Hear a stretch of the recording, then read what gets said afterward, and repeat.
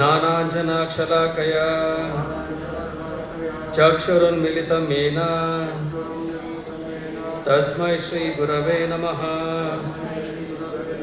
श्रीचैतन्यमनोभीष्टं स्थापितं येन भूतले स्वयं रूपः कदा मह्यं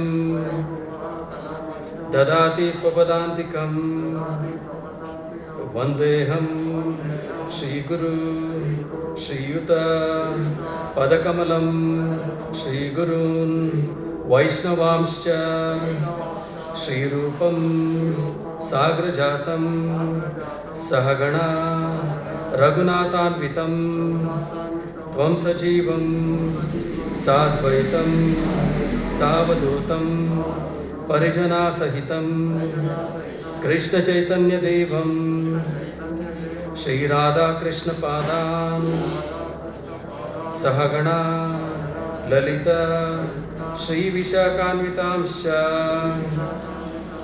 हे कृष्ण करुणा सिंधु दीनबंधु जगत्पते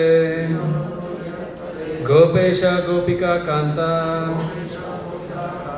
राधा कांता नमोस्तुते। तप्त कांचन गौरांगी राधे वृंदावनेश्वरी ऋषभानुसुते देवी प्रणमामि हरिप्रिये। नमो महावदन्याय कृष्ण प्रेम प्रदायते कृष्णाय कृष्ण चैतन्य नामने गौरत्विषे नमो नमः। वाञ्छाकल्पतरुभ्यश्च कृपा सिन्धुभ्य एव च पतितानां पावनेभ्यो वैष्णवेभ्यो नमो नमः। जय श्री कृष्ण चैतन्य प्रभु नित्यानंद श्री अद्वैत गदाधर श्रीवासादि गौरभक्तवृंद। हरे कृष्णा कृष्णा कृष्णा हरे हरे हरे राम राम राम हरे हरे। हरे कृष्णा कृष्णा कृष्णा हरे हरे हरे राम ರಾಮ ರಾಮ ಹರೇ ಹರೇ ಹರೇ ಕೃಷ್ಣ ಕೃಷ್ಣ ಕೃಷ್ಣ ಹರೇ ಹರೇ ಹರೇ ರಾಮ ರಾಮ ರಾಮ ಹರೇ ಹರೇ.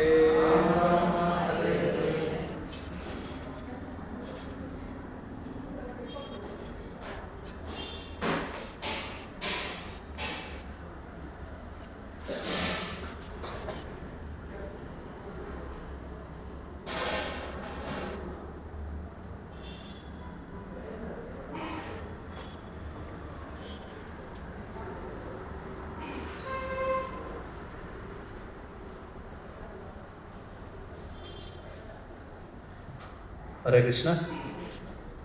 ಸೊ ತಮಗೆಲ್ಲರಿಗೂ ಶನಿವಾರ ಸಂಜೆಯ ಈ ಭಗವದ್ಗೀತೆಯ ಪ್ರವಚನಕ್ಕೆ ಸುಸ್ವಾಗತ.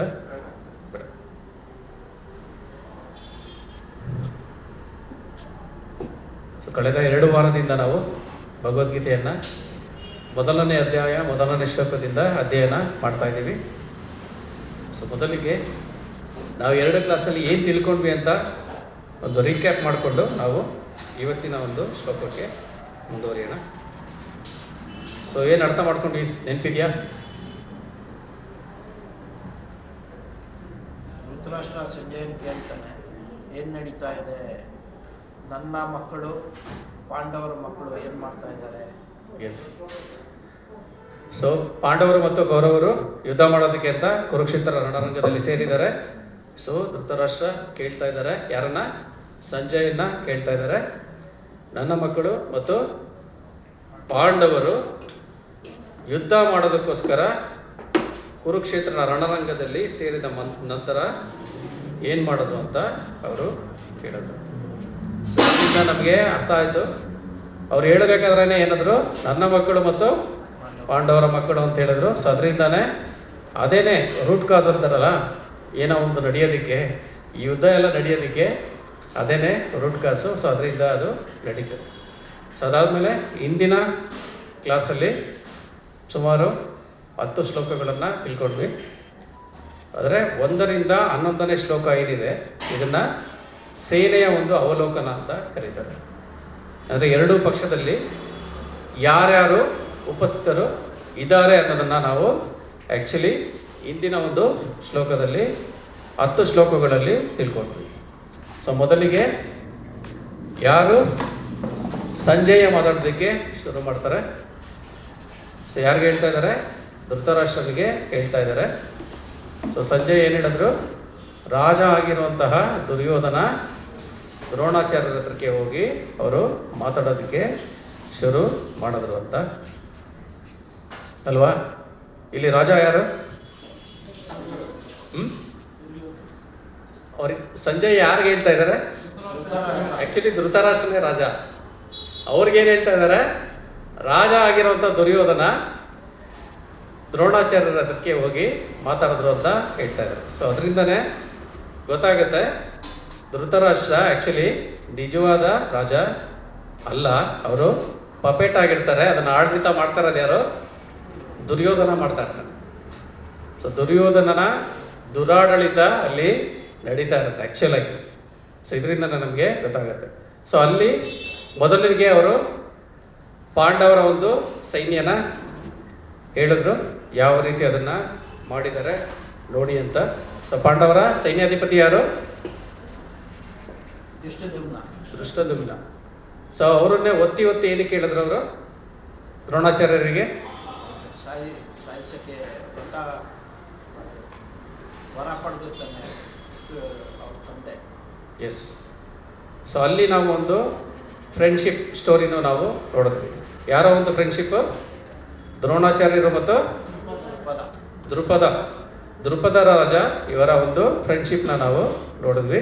ಅವರು ಗುರುಕುಲದಲ್ಲಿ ಓದಬೇಕಾದ್ರೆ ತುಂಬ ಅತ್ಯಂತ ಆತ್ಮೀಯ ಗೆಳೆಯರಾಗಿದ್ದರು. ಅದಾದಮೇಲೆ ದೊಡ್ಡವರಾದ್ಮೇಲೆ ಏನಾಗ್ತಾರೆ? ದೃಪದ ಪಾಂಚಾಲ ದೇಶದ ರಾಜನಾಗ್ತಾನೆ.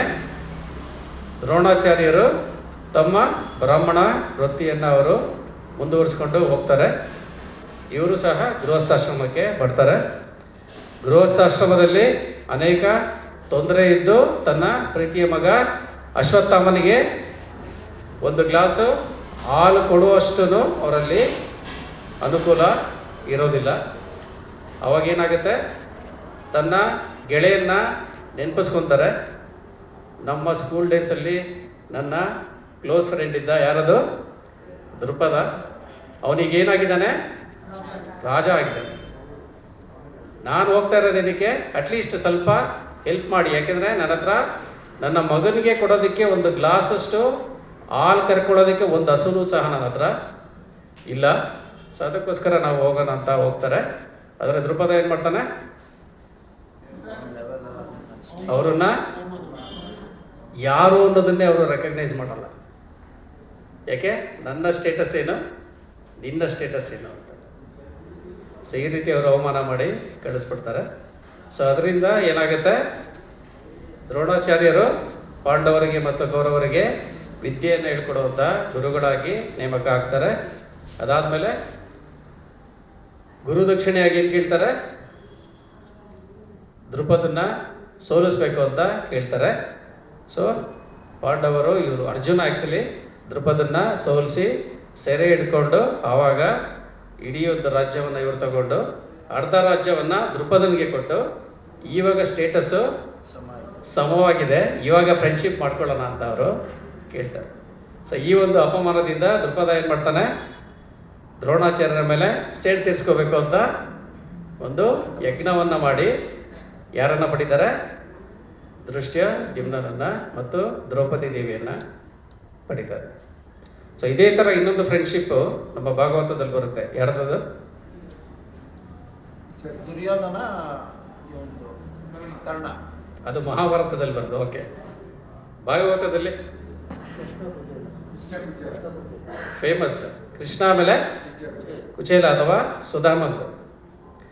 ಇಲ್ಲೂ ಸಹ ಕೃಷ್ಣ ಏನು? ರಾಜ. ಇವರು ಸುಧಾಮ ಬಡ ಬ್ರಾಹ್ಮಣನ ಮಗ. ಇಬ್ಬರೂ ಇದೇ ರೀತಿ ಗುರುಕುಲಕ್ಕೆ ಹೋಗಿ ಪಾಠನ ಕಲಿತಾ ಇರ್ತಾರೆ. ಯಾವಾಗ ಸುಧಾಮ ಕೃಷ್ಣನ ನೋಡಕ್ಕೆ ಬರ್ತಾರೆ, ಅವಾಗ ಕೃಷ್ಣ ಏನು ಮಾಡ್ತಾರೆ?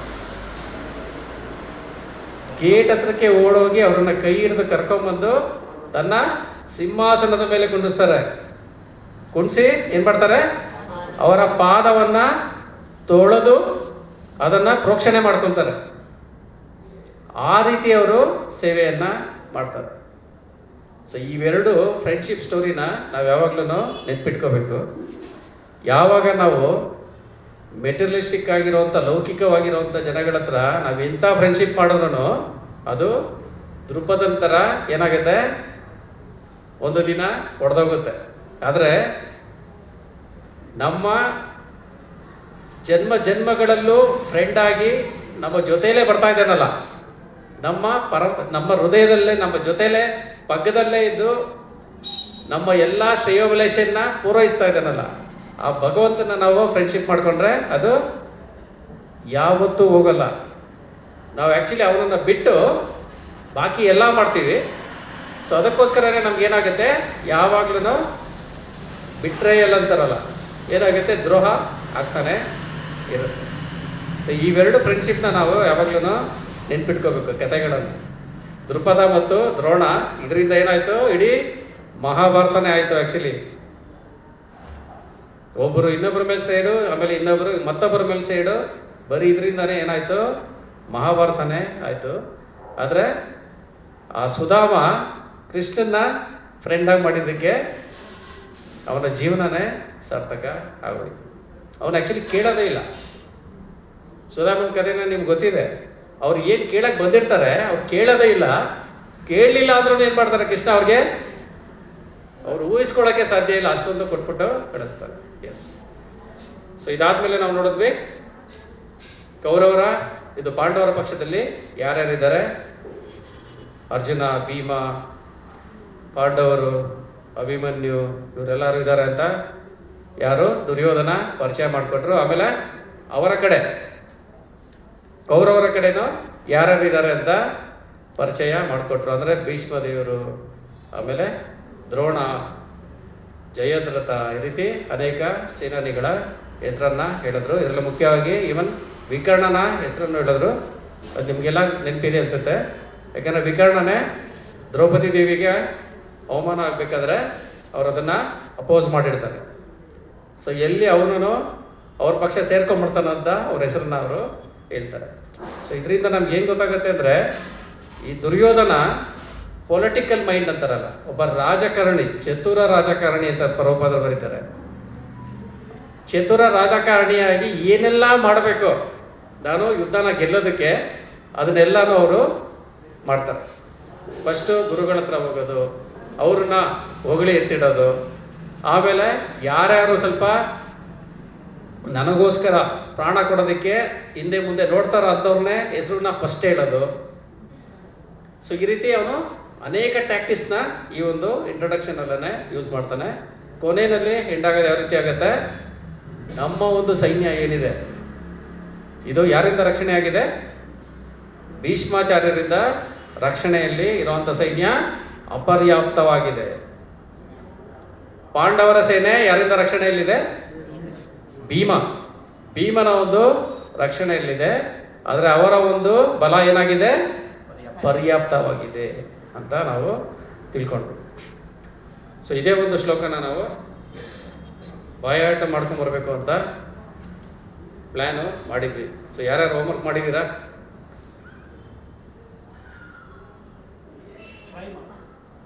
ಓಕೆ, ಹೇಳ್ತೀರಾ? ನೀವು ಹೇಳ್ಕೊಟ್ರೆ ನಾವು ರಿಪೀಟ್ ಮಾಡ್ತೀವಿ. ಅಪರ್ಯಾಪ್ತಂ ತದಾಸ್ಮಕಂ ಬಲಂ ಭೀಷ್ಮಾಭಿರಕ್ಷಿತಂ ಪರ್ಯಾಪ್ತಂ ವೇಷಾನಾಂ ಬಲಂ ಭೀಮಾಭಿರಕ್ಷಿತಂ. ಎಸ್, ಅಪರ್ಯಾಪ್ತಂ ತದಸ್ಮಾಕಂ. ಒಂದ್ಸತಿ ರಿಪೀಟ್ ಮಾಡ್ಬಿಡಿ ಅವ್ರು. ಅಪರ್ಯಾಪ್ತಂ ತದಸ್ಮಾಕಂ ಬಲಂ ಭೀಷ್ಮಾಭಿರಕ್ಷಿತಂ ಪರ್ಯಾಪ್ತಂ ತ್ವಿದಮೇತೇಷಾಂ ಬಲಂ ಭೀಮಾಭಿರಕ್ಷಿತಂ. ಬೇರೆಯವರ ಪ್ಲಾನ್ ಟ್ರೈ ಮಾಡ್ತೀರಾ ಹೇಳ್ಕೊಡೋಕ್ಕೆ? ನೋಡಿದ್ರೆ ಹೇಳಕ್ಕೆ ಟ್ರೈ ಮಾಡಿ, ಆಗಲಿಲ್ಲ ಅಂದರೆ ನೋಡ್ಕೊಂಡ್ವಿ.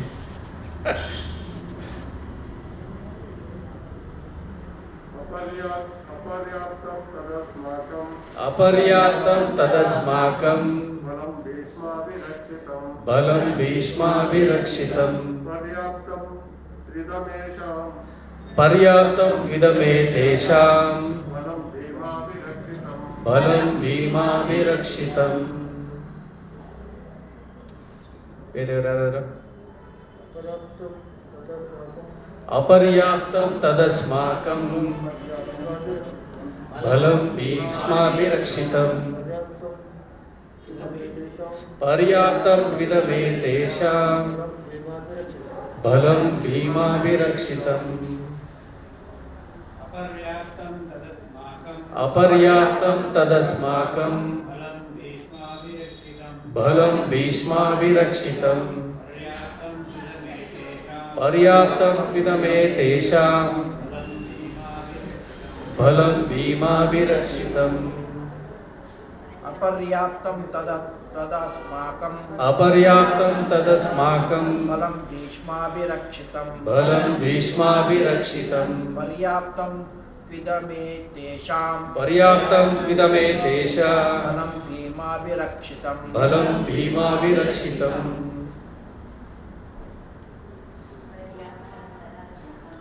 ಅಪರ್ಯಾಪ್ತಂ ತದಸ್ಮಾಕಂ ಬಲಂ ಭೀಷ್ಮಾಭಿರಕ್ಷಿತಂ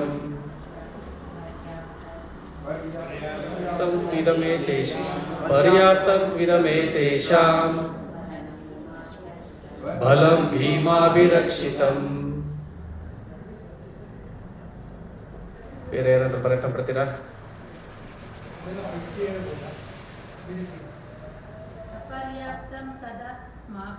ಅಪರ್ಯಾಪ್ತಂ ತದಸ್ಮಾಕಂ ಬಲಂ ಭೀಷ್ಮಾಭಿರಕ್ಷಿತಂ ಪರ್ಯಾಪ್ತಂ ತ್ವಿದಮೇತೇಷಾಂ ಬಲಂ ಭೀಷ್ಮಾಭಿರಕ್ಷಿತಂ. ಅಪರ್ಯಾಪ್ತಂ ತದಸ್ಮಾಕಂ ಬಲಂ ಭೀಷ್ಮಾಭಿರಕ್ಷಿತಂ ಬಲಂ ಭೀಷ್ಮಾಭಿರಕ್ಷಿತಂ ಪರ್ಯಾಪ್ತಂ ತೋ ಇದಂ ವಿಶೇಷತಂ ಪರ್ಯಾಪ್ತಂ ಇದಮೇ ತೇಷಾಂ ಬಲಂ ಭೀಮಾಭಿ ಅಭಿರಕ್ಷಿತಂ ಬಲಂ ಭೀಮಾಭಿರಕ್ಷಿತಂ ಅಪರ್ಯಾಪ್ತಂ ತದಸ್ಮಾಕಂ ಬಲಂ ಭೀಷ್ಮಾಭಿರಕ್ಷಿತಂ ಪರ್ಯಾಪ್ತಂ ಇದಮೇ ತೇಷಾಂ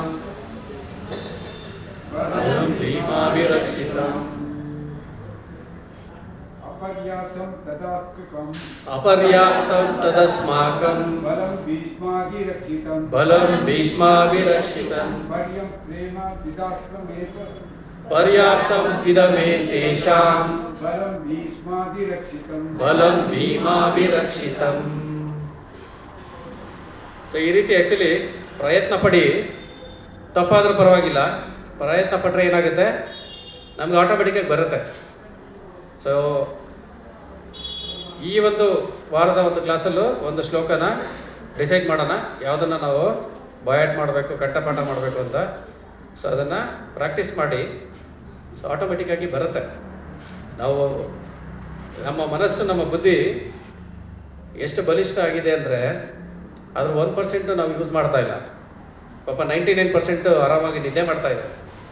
ಸ್ವಲ್ಪ ಅದಕ್ಕೆ ಸ್ವಲ್ಪ ಕೆಲಸ ಕೊಡೋಣ, ಕೊಟ್ಟರೆ ಏನಾಗುತ್ತೆ, ನಾವು ಅದಕ್ಕೆ ಒಂದು ಅಭ್ಯಾಸ ಮಾಡಿಸಿದ್ರೆ ಅದೇ ನಮಗೆ ಸ್ಮರಣೆಗೆ ಬರ್ತಾ ಇರುತ್ತೆ. ಸೊ ಅಲ್ಟಿಮೇಟ್ಲಿ ನಾವು ಒಂದು ವರ್ಷದಲ್ಲಿ ಭಗವದ್ಗೀತೆನ ಕಂಪ್ಲೀಟ್ ಮಾಡಿದ್ರೆ ಅಟ್ಲೀಸ್ಟ್ ಒಂದು 50 ಶ್ಲೋಕ ನಮಗೆ ಮನನ ಆಗಬೇಕು, ಪ್ರಾಕ್ಟೀಸು ನಮಗೆ ಆಗಬೇಕು. ಆವಾಗ ಆಟೋಮೆಟಿಕ್ಕಾಗಿ ಅದು ಹೇಳ್ತಾ ಇರುತ್ತೆ, ನೀವೇನು ಯೋಚನೆ ಮಾಡಿ ಹೇಳೋದು ಬೇಕಿರಲ್ಲ, ಆಟೋಮೆಟಿಕ್ಕಾಗಿ ಬರ್ತಾ ಇರುತ್ತೆ. ಸೊ ಆ ರೀತಿ ಆದರೆ ಭಗವದ್ಗೀತೆ ನಮಗೆ ಮರೆಯಲ್ಲ, ಇಲ್ಲಾಂದ್ರೆ ಮರ್ತೋಗ್ಬಿಡುತ್ತೆ. ಯಾಕೇಳಿ ಇಲ್ಲಿ ಕತೆ ಇಲ್ಲ, ಫೈಟಿಂಗ್ ಇಲ್ಲ. ಭಗವದ್ಗೀತೆಯಲ್ಲಿ ಫೈಟಿಂಗೇ ಸ್ಟಾರ್ಟ್ ಆಗಲ್ಲ, ಸ್ಟಾರ್ಟಿಂಗ್ ಎಲ್ಲದೇ ಎಲ್ಲ ಮುಗಿದೋಗುತ್ತೆ.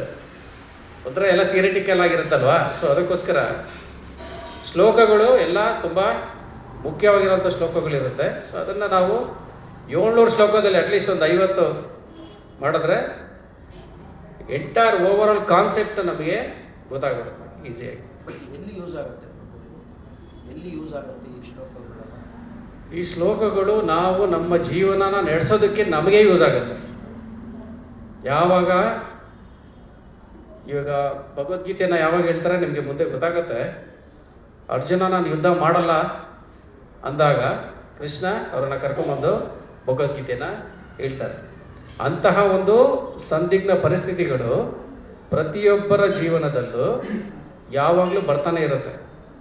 ಬಂದಾಗ ಭಗವಂತ ಏನು ಮಾಡ್ತಾನೆ, ನಾವೇನು ಕಲ್ತಿರ್ತೀವಲ್ಲ ಅದರಿಂದ ನಮಗೆ ಉತ್ತರನ ಕೊಡ್ತಾರೆ. ನಮಗೆ ಲಿಟ್ರಲಿ ಅದಕ್ಕೆ ನಮಗೆ ಉತ್ತರನ ಆ ಒಂದು ಸಿಚುವೇಶನ್ಗೆ ಕೊಡ್ತಾರೆ. ಅದಕ್ಕೋಸ್ಕರನೇ ಭಗವದ್ಗೀತೆ ಇರೋದು. Bhagavad Gita is manual. ನಮ್ಮ ಜೀವನದಲ್ಲಿ ಬರುವಂತಹ ಪ್ರತಿಯೊಂದು ಪ್ರಶ್ನೆಗಳಿಗೆ ಇಲ್ಲಿ ಉತ್ತರ ಇದೆ. ನಿಮಗೆ ಸ್ಟಾರ್ಟಿಂಗಲ್ಲಿ ಏನಾಗ್ತಾ ಇದೆ, ಒಂದು ಕಾಂಟೆಕ್ಸ್ಟ್ ಬರ್ತಾ ಇದೆ. ಪ್ರಥಮ ಅಧ್ಯಾಯ ಬಂದು ಕುರುಕ್ಷೇತ್ರ ರಣರಂಗದಲ್ಲಿ ಸೇನೆ ಅವಲೋಕನ. ಪ್ರಥಮ ಅಧ್ಯಾಯದಲ್ಲಿ ಕೃಷ್ಣ ಮಾತೇ ಆಡಲ್ಲ. ಯಾವಾಗ ಕೃಷ್ಣ ಮಾತಾಡೋದಕ್ಕೆ ಶುರು ಮಾಡ್ತಾರಲ್ಲ, ಈ ರೀತಿ ನಾವು 10 ಶ್ಲೋಕ ಮಾಡೋಕ್ಕೆ ಆಗಲ್ಲ. ಅದೆಲ್ಲಾನು ನಮ್ಮ ಜೀವನದಲ್ಲಿ ಬರುವಂತಹ ಸಮಸ್ಯೆಗಳಿಗೆ ಅಥವಾ ಪ್ರಶ್ನೆಗಳಿಗೆ ಭಗವಂತ ಏನು ಮಾಡಿರ್ತಾನೆ, ಉತ್ತರ ಕೊಟ್ಟಿರ್ತಾನೆ. ಅಲ್ಲಿ ಅರ್ಜುನ ಇರಲ್ಲ ಕೇಳಿಸ್ಕೊಳ್ಳೋದಕ್ಕೆ, ನಾವೇ ಹೇಳ್ತೀವಿ, ನಮಗೇನೆ ಉತ್ತರ ಕೊಡ್ತಾರೆ. ನಮ್ಮ ಜೀವನಕ್ಕೆ, ನಮ್ಮ ಪರಿಸ್ಥಿತಿಗೇನೆ ಉತ್ತರ ನಮಗೆ ಸಿಗುತ್ತೆ. ಪ್ರಶ್ನೆಗಳು ನಮ್ಮಲ್ಲಿ ಉಳಿಯಲ್ಲ. ಇದನ್ನ ಅರ್ಥ ಮಾಡ್ಕೊಂಡ್ರೆ ಸೊ ಅದಕ್ಕೋಸ್ಕರ ಇಲ್ಲ ನಾವೇನು ಇದನ್ನ ಶ್ಲೋಕಗಳನ್ನು ಬಯಾಟ್ ಮಾಡಿ ನಾವು ಯಾರಿಗೇನು ತೋರ್ಸೋದು ಬೇಕಾಗಿಲ್ಲ. ಇದನ್ನ ನಾವು ಕಲಿಬೇಕಾಗಿರೋದು ನಮ್ಮ ಜೀವನನ ಸರಿಯಾಗಿ ಮಾಡೋದಕ್ಕೋಸ್ಕರ. ಭಗವದ್ಗೀತೆನ ನಾವು ಕಲ್ತ್ಕೊಂಡ್ರೆ ನಮ್ಮ ಜೀವನವನ್ನು ನಾವು ಸರಿಯಾಗಿ ಮಾಡ್ಬೋದು, ಏನೋ ಮೀನಿಂಗ್ಫುಲ್ ಆಗಿ ಮಾಡ್ಬೋದು ಅಂತಾರೆ. ಅರ್ಥಪೂರ್ಣವಾಗಿ ನಮ್ಮ ಜೀವನನ ನಾವು ಬದುಕ್ಬೋದು. ಓಕೆನಾ? ಸೊ ಈ ದಿನ ನಾವು 4 ಶ್ಲೋಕಗಳನ್ನು ತಿಳ್ಕೊಳ್ಳೋದಕ್ಕೆ ಪ್ರಯತ್ನ ಪಡೋಣ. ಸೊ ಶ್ಲೋಕ 1 ರಿಂದ 11 ಸೇನೆಯ ಒಂದು ಅವಲೋಕನ ಆಯಿತು. ಈಗ 12ರಿಂದ 20 ಆ್ಯಕ್ಚುಲಿ ಡಿವೈಡ್ ಮಾಡಿರ್ತಾರೆ, ಒಂದು ಸೆಗ್ರಿಗೇಷನ್ ಆಗಿದೆ.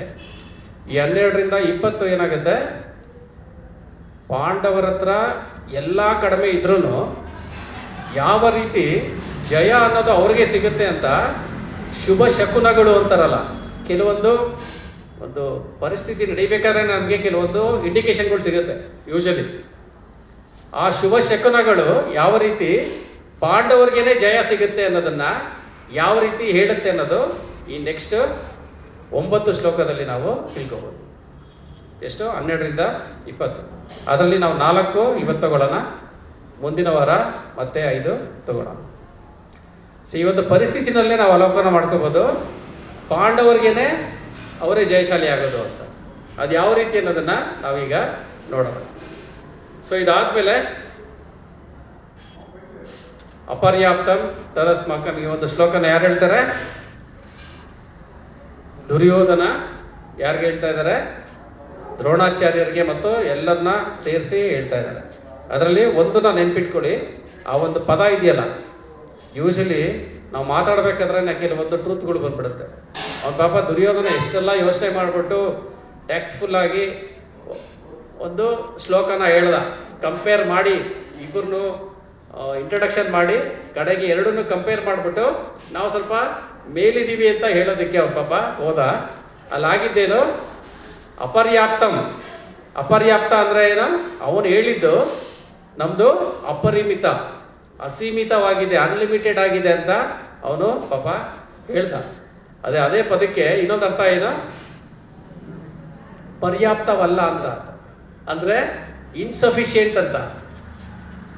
ಸೊ ಅವನು ಗೊತ್ತಿಲ್ಲದೇನೆ ಅವನೇನು ಹೇಳ್ತಾ ಇದ್ದಾನೆ, ನನ್ನ ಕಡೆ ಇರುವಂಥ ಒಂದು ಸೇನೆ ದೊಡ್ಡದಾಗಿರ್ಬೋದು, ಭೀಷ್ಮಾಚಾರ್ಯರು ಇರ್ಬೋದು, ದ್ರೋಣಾಚಾರ್ಯರು ಇರ್ಬೋದು, ಎಲ್ಲರೂ ಇರ್ಬೋದು, ಆದರೆ ಅದು ಸಫಿಷಿಯೆಂಟ್ ಅಲ್ಲ, ಇನ್ಸಫಿಷಿಯೆಂಟ್ ಅಂತ ಅವರು ಹೇಳ್ತಾ ಇದ್ದಾರೆ. ಸೊ ಈ ಒಂದು 2 ಅರ್ಥಗಳನ್ನು ಚಕ್ರಪಾಣಿ ಪ್ರಭುಗಳು ನಮಗೆ ಹಿಂದಿನ ವಾರದಲ್ಲೇ ತಿಳಿಸಿ ಕೊಟ್ಟಿದ್ರು. ಸೊ ಈಗ ಪಾಪ ದುರ್ಯೋಧನ ತುಂಬ ಕಷ್ಟ ಬಿದ್ದು ಏನೇನೋ ಮಾಡ್ತಾ ಇದ್ದಾನೆ.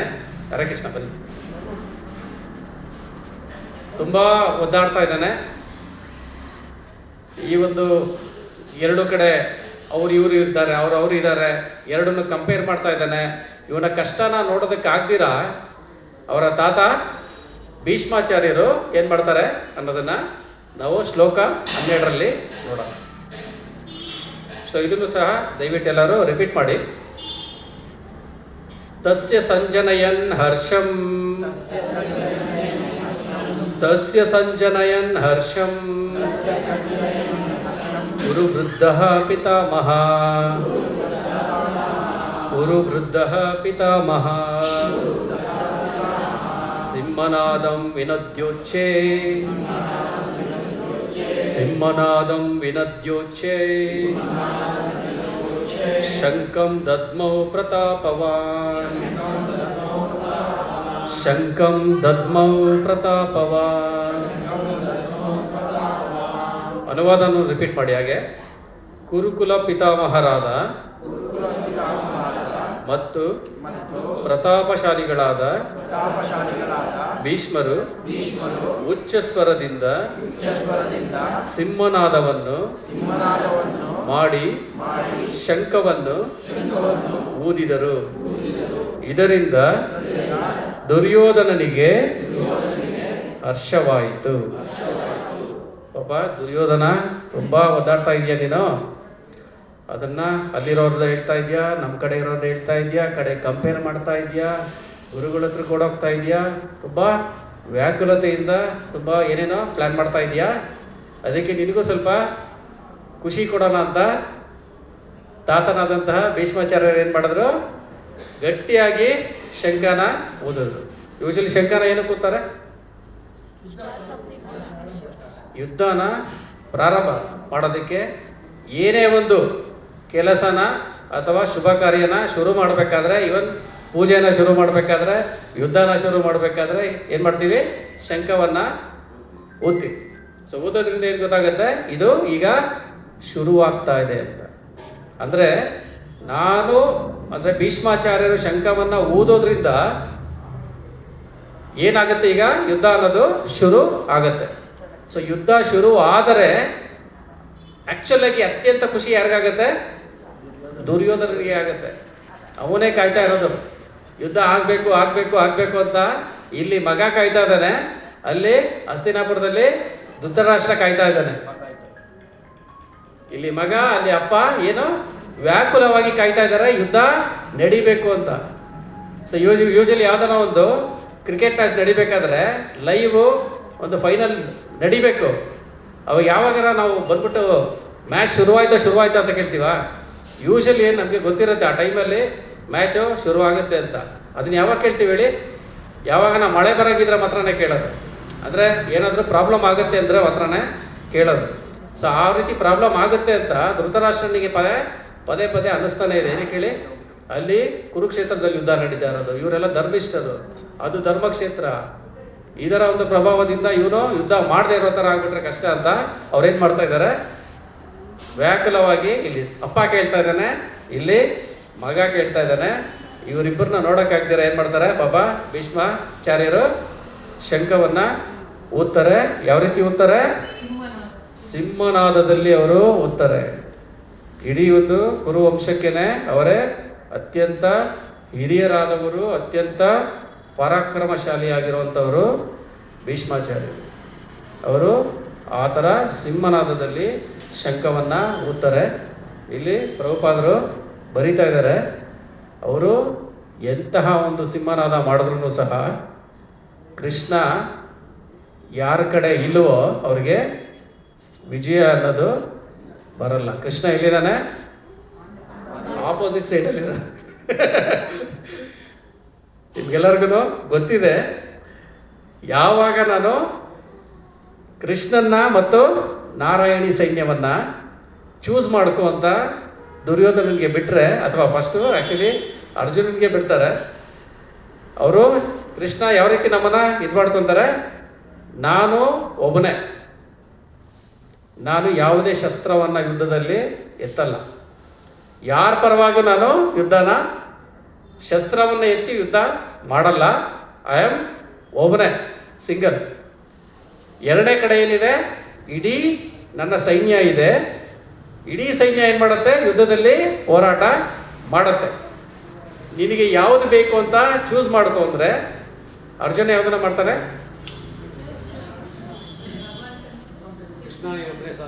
ಕೃಷ್ಣನ್ನ ಅವನು ಚೂಸ್ ಮಾಡ್ತಾನೆ. ಯೂಶಲಿ ನಾವೆಲ್ಲ ಕಲಿಯೋದೇನೋ ನಮ್ಮ ಒಂದು ಪಾಠಗಳಲ್ಲಿ, ನಾವು ಮಾಡೋವಂಥ ಒಂದು ವ್ಯವಹಾರದಲ್ಲಿ ಅತ್ಯಂತ ಬುದ್ಧಿ ಇರೋವಂಥವ್ರು, ಒಂಥರ ಲೀಡರ್ಶಿಪ್ ಸ್ಕಿಲ್ ಇರೋವಂಥವ್ರು, ಚಾಯ್ಸ್ ನಮ್ಮ ಜೀವನದಲ್ಲಿ ಯಾವಾಗಲೂ ಏನು ಹೇಳ್ತಾರೆ? ಚಾಯ್ಸ್ಗಳನ್ನ ನಾವು ಕರೆಕ್ಟಾಗಿ ಮಾಡಬೇಕು. ಮಾಡಿಲ್ಲ ಅಂದರೆ ನಾವು ಜೀವನದಲ್ಲಿ ಏನಾಗ್ತೀವಿ? ಫೇಲ್ಯೂರ್ ಆಗ್ತೀವಿ, ಸೋತೋಗ್ತೀವಿ. ಅದಕ್ಕೆ ನಾವು ಚಾಯ್ಸ್ಗಳನ್ನ ಮಾಡಬೇಕಾದ್ರೆ ಕರೆಕ್ಟಾಗಿ ಮಾಡಬೇಕು ಅಂತ ಯೋಚನೆ ಮಾಡಿ ಮಾಡಿ ಮಾಡಿ ಮಾಡಿ ಓ ಇದು ಹಿಂಗಿದ್ರೆ ಹಂಗಿದ್ರೆ ಹಿಂಗೆಲ್ಲ ನಾವು ಒಂದು ಡಿಸಿಷನ್ನ ತಗೊಳ್ಳೋದಕ್ಕೆ ಹೋಗ್ತೀವಿ. ಸೊ ಅದೇ ರೀತಿ ದುರ್ಯೋಧನ, ಅರ್ಜುನ ಆ್ಯಕ್ಚುಲಿ ಕೃಷ್ಣನ್ನ ಸೆಲೆಕ್ಟ್ ಮಾಡಿದ ತಕ್ಷಣ ದುರ್ಯೋಧನಿಗೆ ಫುಲ್ ಖುಷಿ ಆಗ್ಬಿಡುತ್ತೆ. ಯಾಕೇಳಿ? ನೀವು ಈವನ್ ದುರ್ಯೋಧನಿಗೆ ನೀವು ಸೆಲೆಕ್ಟ್ ಮಾಡೋದು ಕೊಟ್ಟಿದ್ರು ಅವ್ನು ಮಾಡ್ತಾ ಇದ್ದಿದ್ದು ನಾರಾಯಣಿ ಸೈನ್ಯನೇ. ಅಷ್ಟು ಲಕ್ಷಾಂತರ ಜನ ಇರೋ ಸೈನ್ಯ ಬೇಕಾ? ಅದು ನನಗೋಸ್ಕರ ಯುದ್ಧ ಮಾಡೋದಕ್ಕೆ ರೆಡಿ ಅಂತ ಸೈನ್ಯ ಬೇಕಾ? ಶಸ್ತ್ರವನ್ನೇ ಎತ್ತದೆ ಒಬ್ಬನೇ ಒಬ್ಬ ಇರೋ ಅಂತ ಆ ಗೊಲ್ಲನ್ನು ಕಟ್ಕೊಂಡು ನಾನೇನು ಮಾಡಲಿ ಅಂತ ಅವನು ಏನು ಮಾಡ್ತಾರೆ? ಅವ್ನು ಬಿಡ್ತಾನೆ ಇರಲಿ. ಆದರೆ ಭಕ್ತನಾಗಿರೋಂತಹ ಅರ್ಜುನ ಏನು ಮಾಡ್ದ? ಕೃಷ್ಣನ್ನ ಸೆಲೆಕ್ಟು ಮಾಡ್ತಾರೆ. ಸೊ ಇದು ಈ ರೀತಿ ನಾವು ವ್ಯಾವಹಾರಿಕವಾಗಿ ಏನೇನೋ ಬುದ್ಧಿ ಉಪಯೋಗಿಸ್ಕೊಂಡು ನಾನು ಚಾಯ್ಸ್ ಮಾಡ್ತೀನಿ ಅಂತ ಹೋದರೆ ನಾನು ಮಾಡಿರೋ ಬೆಸ್ಟ್ ಚಾಯ್ಸನ್ನು ಏನಾಗ್ಬೋದು? ನನಗೆ ರಿವರ್ಸ್ ಹೊಡಿಬೋದು. ಈ ಒಂದು ಭಕ್ತಿನಲ್ಲಿ ಈ ಥರ ವ್ಯಾವಹಾರಿಕವಾಗಿ ಮಾಡೋವಂಥ ಒಂದು ಇದೆಲ್ಲ ವರ್ಕೌಟು ಆಗಲ್ಲ. ಇಲ್ಲಿ ಕಂಪೇರ್ ಮಾಡಿದ್ರೆ ಇದನ್ನು ಕಂಪೇರ್ ಮಾಡೋಕ್ಕೆ ಆಗಲ್ಲ. ಆ್ಯಕ್ಚುಲಿ ಇಡೀ ಸೈನ್ಯ ಎಲ್ಲಿ ಯುದ್ಧ ಮಾಡೋಕ್ಕೆ ರೆಡಿ ಇಲ್ಲದೆ ಇರೋ, ಯುದ್ಧನೇ ಮಾಡಲ್ಲ ಅನ್ನೋಂಥ ಒಬ್ಬ ಕೃಷ್ಣ ಇಲ್ಲಿ. ಆದರೆ ಯಾರಿಗೇನೆ ಆ್ಯಕ್ಚುಲಿ ಜ್ಞಾನ ಇರುತ್ತೆ, ಅವ್ರಿಗೇನು ಗೊತ್ತಿರುತ್ತೆ ಅಂದರೆ ಅರ್ಜುನ್ಗೆ ಏನು ಗೊತ್ತಿತ್ತು, ಆದರೆ ಆ ಕೃಷ್ಣ ಯಾರು? ನಾವು ಬೇಸಿಕ್ ಕ್ಲಾಸಲ್ಲೇ ನೋಡಿದ್ದೀವಿ, ಇಡೀ ಬ್ರಹ್ಮಾಂಡಗಳಿದೆಯಲ್ಲ ಇದು ಅವನ ಉಸಿರಾಟದಿಂದ ಬರ್ತಾ ಇದೆ ಅಂತ ಒಂದು ದೇವೋತ್ತಮ ಪರಮ ಪುರುಷ. ಯಾವಾಗ ಆ ಒಂದು ಜ್ಞಾನ ಇರುತ್ತೆ, ಯಾರನ್ನ ಚೂಸ್ ಮಾಡ್ತಾರೆ? ಆಬ್ವಿಯಸ್ ಆಗಿ ಭಗವಂತನ್ನೇ ಚೂಸ್ ಮಾಡೋದು. ನಮಗೆ ಬರೀ ಭೌತಿಕ ಜ್ಞಾನ ಇದ್ದರೆ ಏನು ಮಾಡ್ತೀವಿ? ಸೈನ್ಯವನ್ನು ಚೂಸ್ ಮಾಡ್ತೀವಿ. ಭೌತಿಕ ಮತ್ತು ಆಧ್ಯಾತ್ಮಿಕ ಜ್ಞಾನ ಎರಡೂ ಇದ್ರೆ ಏನು ಮಾಡ್ತೀವಿ? ಕೃಷ್ಣನ್ನ ಚೂಸ್ ಮಾಡ್ತೀವಿ. ಸೊ ನಮ್ಮ ಒಂದು ಜ್ಞಾನದಲ್ಲಿ ಯೂಶಲಿ ಬನ್ನಿ, ಹರೇ ಕೃಷ್ಣ ಕೂತ್ಕೊಂಡು, ನಾವು ಬರೀ ಭೌತಿಕ ಜ್ಞಾನಕ್ಕೇನೆ ಇಂಪಾರ್ಟೆನ್ಸ್ ಕೊಡ್ತೀವಿ. ಅದೇನಾಗಿರುತ್ತೆ ಹೇಳಿ? ಇದೇ ರೀತಿನೇ ಅಪರ್ಯಾಪ್ತವಾಗಿ ಇರುತ್ತೆ. ಯಾವಾಗ ಆಧ್ಯಾತ್ಮಿಕ ಜ್ಞಾನನೂ ಸೇರಿಕೊಳ್ಳುತ್ತೆ, ಅರ್ಜುನ ಭಕ್ತ, ಅವನಿಗೆ ಆಧ್ಯಾತ್ಮಿಕ ಜ್ಞಾನ ಇರೋದ್ರಿಂದ ಅವನು ಆಟೋಮೆಟಿಕ್ಕಾಗಿ ಒಂಚೂರು ಯೋಚನೆ ಮಾಡಿದ್ರೆ ಹೇಳ್ಬಿಟ್ಟ, ಏನೋ ಇಲ್ಲಿ ನಿಂತಿರೋದು ಒಬ್ಬರೇ ಇರ್ಬೋದು, ಯುದ್ಧ ಮಾಡೋದಕ್ಕೆ ನಾನು ಶಸ್ತ್ರನ ಎತ್ತಲ್ಲ ಅಂತಾನು ಹೇಳ್ತಾ ಇರ್ಬೋದು, ಆದರೆ ಅವ್ರು ಯಾರು? ಇಡೀ ಬ್ರಹ್ಮಾಂಡನ ಸೃಷ್ಟಿ ಮಾಡಿ ಪಾಲನೆ ಮಾಡ್ತಾ ಇದ್ದಾರಲ್ಲ ಆ ದೇವೋತ್ತಮ ಪರಮ ಪುರುಷ ಅವನು. ಅವನ ಹತ್ರ ಚಾಯ್ಸ್ ಮಾಡೋದು ನನ್ನ ಹತ್ರ ಹೇಗಿದೆ? ಅವನೊಬ್ಬ ನನ್ನ ಜೊತೆ ಇದ್ರೆ ಸಾಕು, ನಾನು ಗೆದ್ದೇ ಗೆಲ್ತೀನಿ. ಸೊ ನಮ್ಮ ಒಂದು ವಿದ್ಯೆ ನಾವೇನು ಕಲಿತೀವಲ್ಲ, ಅದು ಯಾವಾಗಲೂ ಏನಾಗ್ತಾ ಇದೆ? ಒಂದು ಪೋರ್ಷನ್ ಮಾತ್ರ ಕಲಿತಾ ಇದ್ದೀವಿ. ಭೌತಿಕ ವಿದ್ಯೆನ, ಆಧ್ಯಾತ್ಮಿಕ ವಿದ್ಯೆನ ಮೈನಸ್ ಮಾಡಿದ್ರೆ ನಾವು ಅಲ್ಲಿ ಬೆಸ್ಟು ಡಿಸಿಷನ್ ತಗೊಂಡ್ರೂ ಏನಾಗುತ್ತೆ? ಸೋಲಾಗುತ್ತೆ, ರಾಂಗ್ ಆಗುತ್ತೆ. ಸೊ ಅದಕ್ಕೋಸ್ಕರನೇ ನಮ್ಮ ವಿದ್ಯೆಯಲ್ಲಿ, ಜ್ಞಾನದಲ್ಲಿ ಭಗವದ್ಗೀತೆ ಅನ್ನೋದು ಇರಬೇಕು. ಅದಿದ್ದು ಆಮೇಲೆ ನೀವು ಮಾಡೋವಂಥ ಡಿಸಿಷನ್ ಏನಾಗುತ್ತೆ? ಪರ್ಫೆಕ್ಟ್ ಆಗಿರುತ್ತೆ. ಯಾವಾಗ ನಾವೊಂದು ಭಕ್ತನ ನೆಲೆಯಲ್ಲಿ ನೋಡ್ತೀನಿ, ಅವಾಗ ಅವನಿಗೆ, ಆ ಒಂದು ಭಕ್ತನಿಗೆ ಇಡೀ ಪ್ರಪಂಚನೇ ಸೃಷ್ಟಿ ಮಾಡಿರೋಂಥ ದೇವೋತ್ತಮ ಪರಮ ಪುರುಷನ ಮುಂದೆ ಯಾವುದೂ ಇಲ್ಲ. ಅವನು ಬೇಕಾದ್ರೆ ಒಂದೇ ಒಂದು ಮನಸ್ಸಲ್ಲಿ ಹಿಂಗೆ ಯೋಚನೆ ಮಾಡಿದರೆ ಸಾಕಾಗಿತ್ತು, ಇಡೀ ಕೌರವ ಸೈನ್ಯ ನಾಶ ಆಗೋಗಿರೋದು. ಅವರು ಉಸಿರನ್ನ ತಗೊಂಡ್ರೆ ಸಾಕು, ಬ್ರಹ್ಮಾಂಡನೇ ಪ್ರಳಯ ಆಗೋಗುತ್ತೆ. ಸೊ ಅಂಥ ಒಂದು ಜ್ಞಾನ ಯಾವಾಗಿರುತ್ತೆ? ಆವಾಗ ಮಾಡುವಂಥ ಡಿಸಿಷನ್ನೇ ಬೇರೆ ಇರುತ್ತೆ. ಸೊ ಅದಕ್ಕೋಸ್ಕರನೇ ಈ ಒಂದು ಜ್ಞಾನವನ್ನು ನಾವು ತಗೋಬೇಕು. ಇದೇ ರೀತಿಯೇ ನಮ್ಗೆ ಹೆಲ್ಪ್ ಮಾಡೋದು. ನಮ್ಮ ಜೀವನದಲ್ಲಿ ನಾವು ಮಾಡುವಂಥ ಡಿಸಿಷನ್ಗಳಲ್ಲಿ ಇದು ಹೆಲ್ಪು ಮಾಡುತ್ತೆ. ನಾನು ಏನನ್ನ ನೋಡಬೇಕು? ಇಡೀ ಭೌತಿಕವಾಗಿ ಇದು ಅಷ್ಟೊಂದು ಜನ ಇದ್ದಾರೆ, ಇವರೆಲ್ಲ ನನಗೆ ಯುದ್ಧ ಮಾಡ್ತಾರೆ, ಇಲ್ಲ ಇವನೊಬ್ಬನೇ ಇದ್ದಾನೆ, ಶಸ್ತ್ರನೇ ಎತ್ತಲ್ಲ, ಈ ರೀತಿ ನೋಡ್ಬೇಕಾ? ಅವನೊಬ್ಬನೇ ಇರಲಿ, ಆದರೆ ಅವನು ಯಾರು? ಅದು ಗೊತ್ತಿದ್ದಾಗ ಆಟೋಮೆಟಿಕ್ಕಾಗಿ ನಮ್ಮ ಡಿಸಿಷನ್ನು ಕೃಷ್ಣನ ಹತ್ರ ಇರುತ್ತೆ. ಸೊ ಆ ರೀತಿ ನಮ್ಮ ಜೀವನದಲ್ಲಿ ಅದು ಹೆಲ್ಪ್ ಮಾಡುತ್ತೆ ಈ ಒಂದು ಭಗವದ್ಗೀತೆಯ ವಿದ್ಯೆ. ಅರ್ಥ ಆಯ್ತಾ? ಪ್ರಭು, ಅರ್ಜುನನಿಗೆ ಕೃಷ್ಣ ದೇವರು ಅಂತ ಮೊದಲೇ ಗೊತ್ತಿತ್ತಾ? ಗೊತ್ತಿತ್ತು, ಎಲ್ಲರಿಗೂ ಗೊತ್ತಿತ್ತ? ಆ್ಯಕ್ಚುಲಿ ಕೃಷ್ಣ ಮತ್ತು ಅರ್ಜುನನ ಒಂದು ಸಂಬಂಧ ಏನಿದೆ, ಭಗವಂತನ ಜೊತೆ ನಾವು 5 ರೀತಿಯಾದಂಥ ಸಂಬಂಧಗಳನ್ನು ಇಟ್ಕೋಬೋದು. ಅದರಲ್ಲಿ ಒಂದು ಸಾಖ್ಯ ಸಂಬಂಧ, ಅಂದರೆ ಭಗವಂತನ ಪರಮ ಸ್ನೇಹಿತನಾಗಿ ಅವನನ್ನು ಪ್ರೀತಿ ಅಥವಾ ಭಕ್ತಿಯನ್ನು ಮಾಡೋದು. ಅವರು ಆ ಒಂದು ಲೆವೆಲಲ್ಲಿ ಇದ್ದರು, ಆದರೆ ಭಗವದ್ಗೀತೆಗೋಸ್ಕರ ಅವ್ರು ಏನು ಮಾಡ್ತಾರೆ? ಭಗವದ್ಗೀತೆ ಬರಲಿ ಅಂತಾನೆ ಭೌತಿಕವಾಗಿ ನನಗೇನು ಗೊತ್ತಿಲ್ಲ ಅನ್ನೋ ಥರ ತೋರಿಸ್ಕೊತಾರೆ ಮುಂದಕ್ಕಷ್ಟೇ. ಆ್ಯಕ್ಚುಲಿ ಅರ್ಜುನ ನನಗೇನು ಗೊತ್ತಿಲ್ಲ ಅಂತ ಅವರು ತೋರಿಸ್ಕೊತಾರೆ. ಯಾಕಂದರೆ ಭಗವಂತನ ಒಂದು ಅದು ಅರೇಂಜ್ಮೆಂಟ್ ಆಗಿರುತ್ತೆ. ಆದರೆ ಒರಿಜಿನಲಿ ಪಾಂಡವರು, ಅರ್ಜುನ ಭಗವಂತನ ಪರಮ ಭಕ್ತರು. ಅವರು ಅದಕ್ಕೇನೆ ಅವರು ನ್ಯಾಚುರಲ್ ಆಗಿ ಪ್ರತಿಯೊಂದು ಕಷ್ಟ ಬಂದಾಗೂ ಯಾರ ಹತ್ರಕ್ಕೆ ಹೋಗ್ತಾ ಇರ್ತಾರೆ? ಕೃಷ್ಣನ್ನೇ ಅವ್ರು ನೆನಪಿಸ್ಕೊತಾ ಇರ್ತಾರೆ. ಕೃಷ್ಣನೇ ಬಂದು ಅವ್ರಿಗೆ ಸಹಾಯನ ಮಾಡ್ತಾ ಇರ್ತಾರೆ. ಅವರು ನ್ಯಾಚುರಲ್ ಆಗಿ ಭಗವಂತನ ಭಕ್ತರಾಗಿರ್ತಾರೆ, ಪರಮ ಭಕ್ತರಾಗಿರ್ತಾರೆ. ಬಟ್ ದುರ್ಯೋಧನ ಕೌರವರಿಗೆ ಅವನು ದೇವ ಅಂತ ಗೊತ್ತಿರಲ್ಲ. ಗೊತ್ತಿರಲ್ಲ. ಇವರು ನಾನೇ ಭಗವಂತ ಅಂತ ತೋರಿಸ್ಕೊಂಡ್ರು ಅವ್ರು ಒಪ್ಕೊಳ್ಳಲ್ಲ. ಆ ಒಂದು ಅಸುರಿ ಭಾವ ಗುಣಗಳು ಯಾವ ರೀತಿ ಇರುತ್ತೆ ಅಂದರೆ, ಭಗವಂತನೇ ನಮ್ಮ ಕಣ್ಣ ಮುಂದೆ ಬಂದು ನಿಂತ್ಕೊಂಡ್ರು ನಾವು ನೀನು ಭಗವಂತ ಅಂತ ಒಪ್ಕೊಳ್ಳಲ್ಲ. ಯಾಕೇಳಿ, ನಾನು ಕಲ್ತಿರೋದು ಬೇರೆ ಬೇರೆ ಇದೆಯಲ್ಲ. ನನ್ನ ಒಂದು ಸೋಕಾಳ್ ಜ್ಞಾನ ಬೇರೆ ಬೇರೆ ಏನೇನೋ ಇದೆ, ಕಸ ಗೊಬ್ಬರ ಎಲ್ಲ ಇದೆ ಅದರಲ್ಲಿ. ಅದು ನನಗೆ ಇವನೇ ದೇವೋತ್ತಮ ಪರಮ ಪುರುಷ, ಅವನ ಕಾಲಕ್ಕೆ ಬಿದ್ದರೆ ನಿನ್ನ ಜೀವನ ಸಾರ್ಥಕ ಆಗುತ್ತೆ ಅಂದರೆ ನಾವು ಅದನ್ನು ಒಪ್ಕೊಳ್ಳಲ್ಲ. ನಾವೇನು ಮಾಡಬೇಕು, ಇಲ್ಲ ಇಲ್ಲ ಇಷ್ಟೊಂದು ಈಸಿಯಾಗಿ ಇಲ್ಲ. ಸೊ ಈ ರೀತಿನೇ ಅದು ಹೋಗುತ್ತೆ. ದುರ್ಯೋಧನಂದು ಆ ಒಂದು ಅಸುರಿ ಭಾವ ಎಷ್ಟಿರುತ್ತೆ ಅಂದರೆ, ಅವನಿಗೆ ವಿಶ್ವರೂಪ ತೋರಿಸಿದ್ರೇನು ನೀನೊಬ್ಬ ಮಾಯಾವಿ ಅಂತಾರೆ ಅವರು.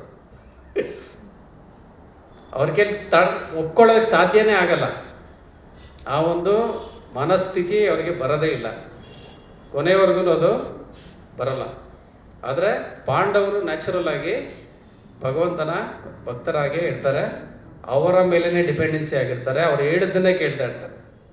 ನಾವು ಇಡೀ ಒಂದು ಮಹಾಭಾರತನ ನೋಡ್ಬೋದು, ಅವರ ಒಂದು ಮಾರ್ಗದರ್ಶನದಲ್ಲಿ ಅವರು ನಡ್ಕೊಂಡು ಹೋಗ್ತಾ ಇರ್ತಾರೆ, ಕ್ವಶನ್ನೇ ಮಾಡಲ್ಲ ಆ್ಯಕ್ಚುಲಿ ಅವರು.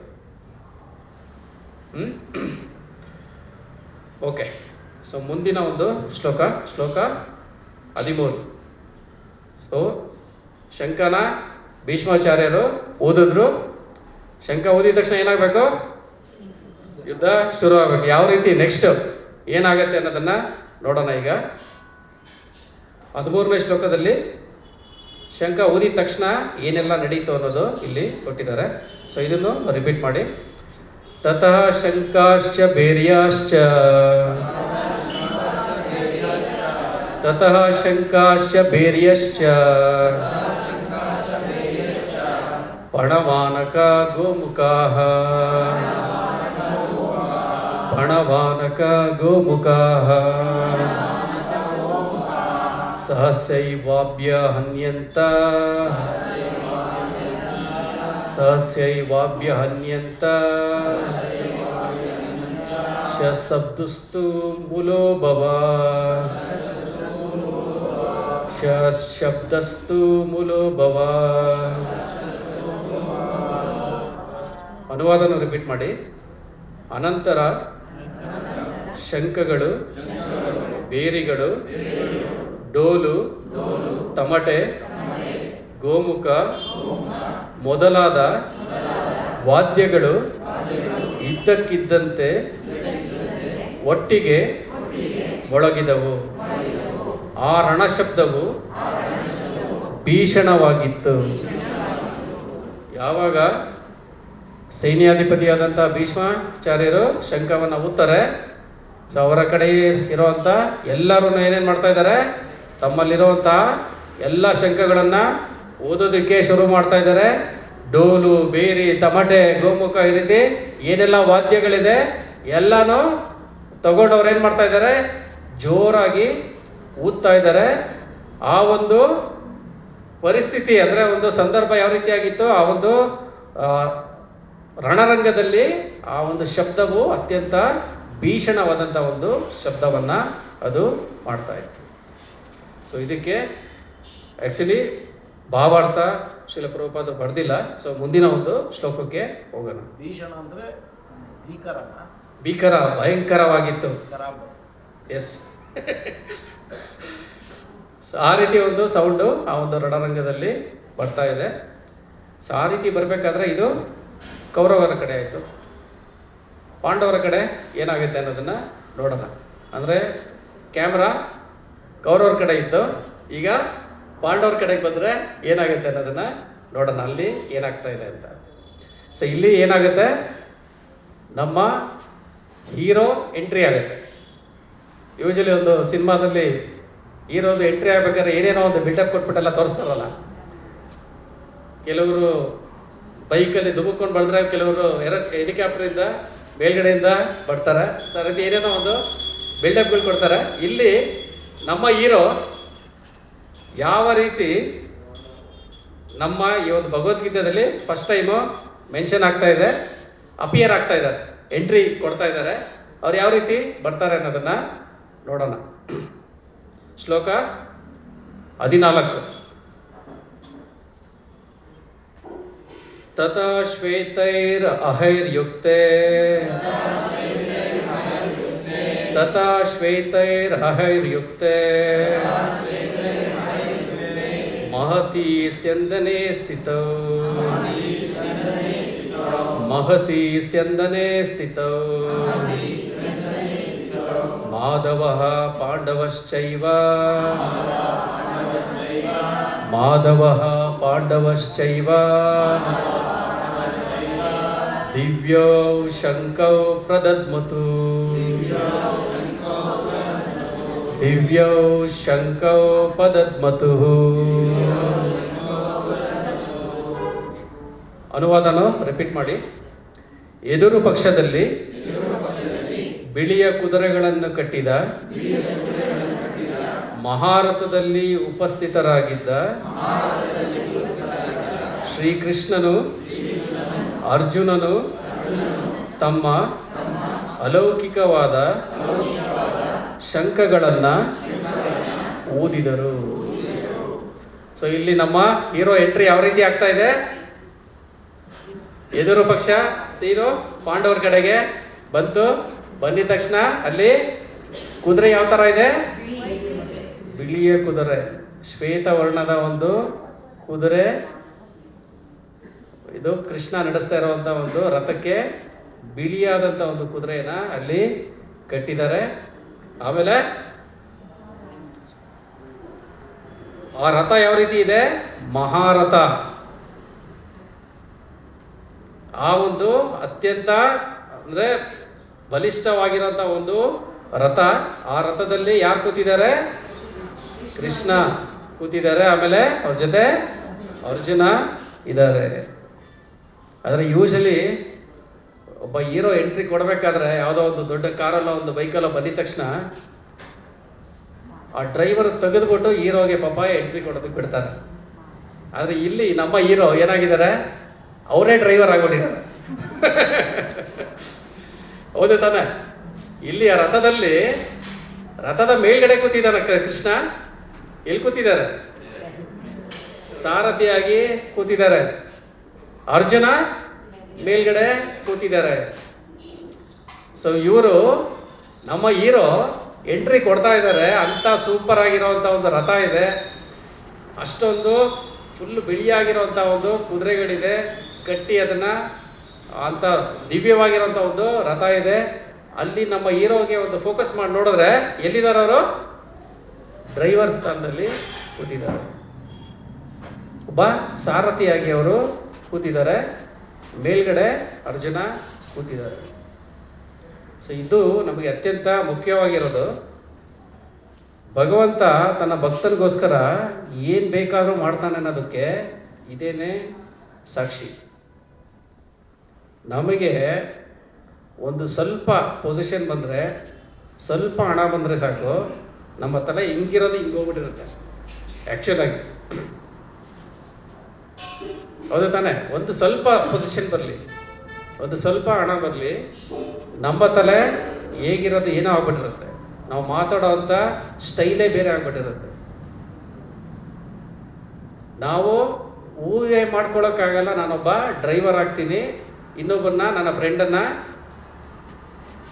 ಮೇಲ್ಗಡೆ ಸೀಟಲ್ಲಿ ಕುಂಡಿಸ್ಬಿಟ್ಟು ನಾನು ಕರ್ಕೊಂಡ್ಬರ್ತೀನಿ ಅಂತ. ಆದರೆ ಇಲ್ಲಿ ಭಗವಂತ ಇಡೀ ಅಖಿಲಾಂಡ ಕೋಟಿ ಬ್ರಹ್ಮಾಂಡಗಳ ಒಡೆಯನಾದ್ರೂ ಏನು ಮಾಡ್ತಾ ಇದ್ದಾರೆ? ಅವರು ಒಬ್ಬ ಸಾರಥಿಯಾಗಿ ರಥವನ್ನು ನಡೆಸೋದಕ್ಕೆ ಕೂತಿದ್ದಾರೆ. ಒಬ್ಬ ಡ್ರೈವರ್ ಆಗಿ ತನ್ನ ಭಕ್ತನ ಒಬ್ಬ ಸಾರಥಿಯಾಗಿ ಅಲ್ಲಿ ಕೂತಿದ್ದಾರೆ. ಇದು ದೇವತಮ್ಮ ಪರಮಪುರುಷನ ಒಂದು ಏನು ಷಡ್ ಐಶ್ವರ್ಯಗಳಲ್ಲಿ, 6 ಐಶ್ವರ್ಯಗಳಲ್ಲಿ ಏನೋ ಮುಖ್ಯವಾಗಿರೋದು ವೈರಾಗ್ಯ ಅಂತ. ಯಾವ ರೀತಿ ಅದು ಪರಿಪೂರ್ಣವಾಗಿದೆ ಅನ್ನೋದನ್ನು ನಾವು ಇಲ್ಲೇ ನೋಡ್ಬೋದು. ಅವ್ರ ಹತ್ರ ಎಲ್ಲ ಇದ್ರೂ ಏನೂ ಇಲ್ಲ ಅನ್ನೋ ಥರ ಅವರು ಇರ್ತಾರೆ. So is the role model. ಯಾರು ನಮಗೆಲ್ಲ ರೋಲ್ ಮಾಡಲ್ಲು?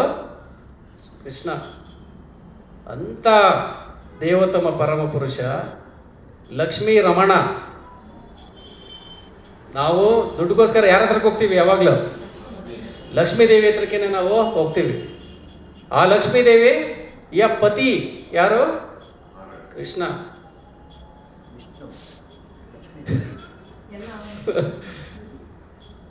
ಲಕ್ಷ್ಮಿಯ ರಮಣ ಆ ಭಗವಂತ ಅವನು ಏನು ಮಾಡ್ತಾ ಇದ್ದಾನೆ, ರಥದಲ್ಲಿ ಸಾರಥಿಯಾಗಿ ಬಂದು ಕುತ್ಕೊಳ್ತಾ ಇದ್ದಾನೆ. ಎಲ್ಲ ಐಶ್ವರ್ಯಗಳ ಪತಿ ಒಬ್ಬ ಸಾರಥಿಯಾಗಿ ಅವರು ಕುತ್ಕೊಳ್ತಾ ಇದ್ದಾರೆ. ಸೊ ಇಲ್ಲಿ ಪ್ರಭುಪಾದರು ನಮಗೆ ಕ್ಲಿಯರಾಗಿ ಎಕ್ಸ್ಪ್ಲೇನ್ ಮಾಡ್ತಾ ಇದ್ದಾರೆ. ಇಲ್ಲಿ ಕೃಷ್ಣ ಎಲ್ಲಿಡ್ತಾನೋ, ನಾವು ಯೂಶಲಿ ದುಡ್ಡು ಬೇಕು ಅಂತ ಲಕ್ಷ್ಮೀ ದೇವಿನ ಪೂಜೆ ಮಾಡೋದಕ್ಕೆ ಹೋಗ್ತೀವಿ. ಆದರೆ ಇಲ್ಲಿ ಪ್ರಭುಪಾದರು ನಮ್ಗೆ ಏನು ಹೇಳ್ತಾ ಇದ್ದಾರೆ, ಲಕ್ಷ್ಮಿ ಎಲ್ಲಿಡ್ತಾರೆ, ಹೆಂಡತಿ ಎಲ್ಲಿಡ್ತಾರೆ, ಗಂಡ ಎಲ್ಲಿಡ್ತಾನೋ ಅಲ್ಲಿಡ್ತಾರೆ. ಸೊ ನಿಮಗೆ ಆ್ಯಕ್ಚುಲಿ ಲಕ್ಷ್ಮೀ ದೇವಿ ಬೇಕು ಅಂದರೆ ಯಾರ ಹತ್ರಕ್ಕೆ ಹೋಗ್ಬೇಕು, ಕೃಷ್ಣನ ಹತ್ರಕ್ಕೆ ಹೋದ್ರೆ ಸಾಕು, ಅಲ್ಲಿ ಪಕ್ಕದಲ್ಲೇ ಲಕ್ಷ್ಮೀ ದೇವಿ ಇದ್ದೇ ಇರ್ತಾರೆ. ಹೌದು ತಾನೆ? ಸೊ ಭಾಗ್ಯದ ದೇವತೆ ಆದಂತಹ ಲಕ್ಷ್ಮೀ ದೇವಿ ಕೌರವರ ಕಡೆ ಇಲ್ಲ. ಯಾವ ಕಡೆ ಇದ್ದಾರೆ? ಪಾಂಡವರ ಕಡೆ ಇದ್ದಾರೆ. ಸೊ ಅದಕ್ಕೋಸ್ಕರನೇ ಇವರು ಎಷ್ಟೇ ಬಲಿಷ್ಠವಾದಂಥ ಒಂದು ಸೈನ್ಯವನ್ನು ಇಟ್ಕೊಂಡ್ರು ಅವರಿಗೆ ವಿಜಯ ಅನ್ನೋದು ಸಿಗಲ್ಲ. ಏನಕ್ಕೆ? ಭಾಗ್ಯದ ದೇವತೆ ಆದಂಥ ಲಕ್ಷ್ಮೀ ದೇವಿ ಪಾಂಡವರ ಕಡೆ ಇದ್ದಾನೆ. ಅವನು ಯುದ್ಧ ಮಾಡದೇ ಇರ್ಬೋದು, ಅವನ ಒಂದು ಉಪಸ್ಥಿತಿನೇ ಸಾಕು, ವಿಜಯ ಅನ್ನೋದು ಅವ್ರಿಗೇನೆ ಕಟ್ಟಿಟ್ಟ ಬುತ್ತಿ. ಸೂಪರ್ ವರ್ಡ್ ಮಾತಾಡಿ. ಅವರಿಗೇನೆ ವಿಜಯ ಅನ್ನೋದು ಬರುತ್ತೆ. ಶುಭ ಶಕುನಗಳು ನಮಗೆ ಕಾಣುತ್ತೆ ಅಂತ ಹೇಳಿದ್ವಲ್ಲ, 11 ಅಕ್ಷೋಹಿಣಿ ಸೈನ್ಯ ಕೌರವರ ಕಡೆ ಇರ್ಬೋದು, ಇವ್ರ ಹತ್ರ ಬರೀ 7 ಇರ್ಬೋದು. ವಿಜಯ ಪಾಂಡವರಿಗೆ ಸಿಗುತ್ತೆ ಅನ್ನೋದು ಕೆಲವೊಂದು ಶಕುನಗಳಲ್ಲಿ ಕಾಣುತ್ತೆ ಅಂದ್ವಲ್ಲ. ಸೊ ಇದು ಒಂದು ಶಕುನ. ಎಲ್ಲಿ ಕೃಷ್ಣ ಇಡ್ತಾನೋ ಅಲ್ಲೇ ವಿಜಯ. ಯಾಕೆ? ಎಲ್ಲಿ ಕೃಷ್ಣ ಇಡ್ತಾನೋ ಅಲ್ಲಿ ಲಕ್ಷ್ಮೀ ದೇವಿನೂ ಇಡ್ತಾರೆ. ಲಕ್ಷ್ಮೀ ದೇವಿ ಎಲ್ಲಿಡ್ತಾರೋ ಅಲ್ಲೇನೆ ವಿಜಯ. ಯಾಕೆ? ವಿಜಯ ಅನ್ನೋದಕ್ಕೆ ಅಧಿಪತಿನೇ ಅವರು, ಅಧಿದೇವತೆನೇ ಲಕ್ಷ್ಮೀ ದೇವಿ. ನಿಮಗೆ ಭಾಗ್ಯ ಬೇಕು ಅಂದರೆ ಭಾಗ್ಯ ದೇವತೆ ಲಕ್ಷ್ಮೀ ದೇವಿ ಎಲ್ಲಿರ್ತಾರೋ ಅಲ್ಲೇನೆ ಸಿಗೋದು. ಸೊ ಅದಿರೋದಿಲ್ಲಿ ಪಾಂಡವರ ಕಡೆನೇ ಇರೋದು. ಸೊ ಅದಕ್ಕೋಸ್ಕರ ಅದು ಪಾಂಡವರಿಗೇನೆ ಬರೋದು. ಅಲ್ಲಿ ಅವರು ಊದ್ಬೇಕಾದ್ರೆ ಅವರ ಶಂಕನ ಅಲೌಕಿಕ ಅಂತ ಯಾರೂ ಹೇಳಲಿಲ್ಲ. ಇಲ್ಲಿ ಊದ್ಬೇಕಾದ್ರೆ ಏನು ಹೇಳ್ತಾ ಇದ್ದಾರೆ? ಕೃಷ್ಣ ಓದುವಂಥ ಶಂಕ, ಅರ್ಜುನ ಓದುವಂಥ ಶಂಕ ಅಲೌಕಿಕ. ಈ ಒಂದು ವರ್ಡು ಅಷ್ಟೇ ಯೂಶಲಿ ನೀವು ಭಗವದ್ಗೀತಾ ಮುಗಿಯೋವರೆಗೂ ಕೇಳಿಸ್ಕೊತಾನೆ ಇರ್ತೀರ. 2 ಇದೆ, ಒಂದು ಲೌಕಿಕ, ಇನ್ನೊಂದು ಅಲೌಕಿಕ. ಲೌಕಿಕ ಅಂದರೆ ಏನು? ಇಂಗ್ಲೀಷಲ್ಲಿ ಟ್ರಾನ್ಸ್ಲೇಟ್ ಮಾಡಬೇಕಂದ್ರೆ ಮೆಟೀರಿಯಲಿಸ್ಟಿಕ್.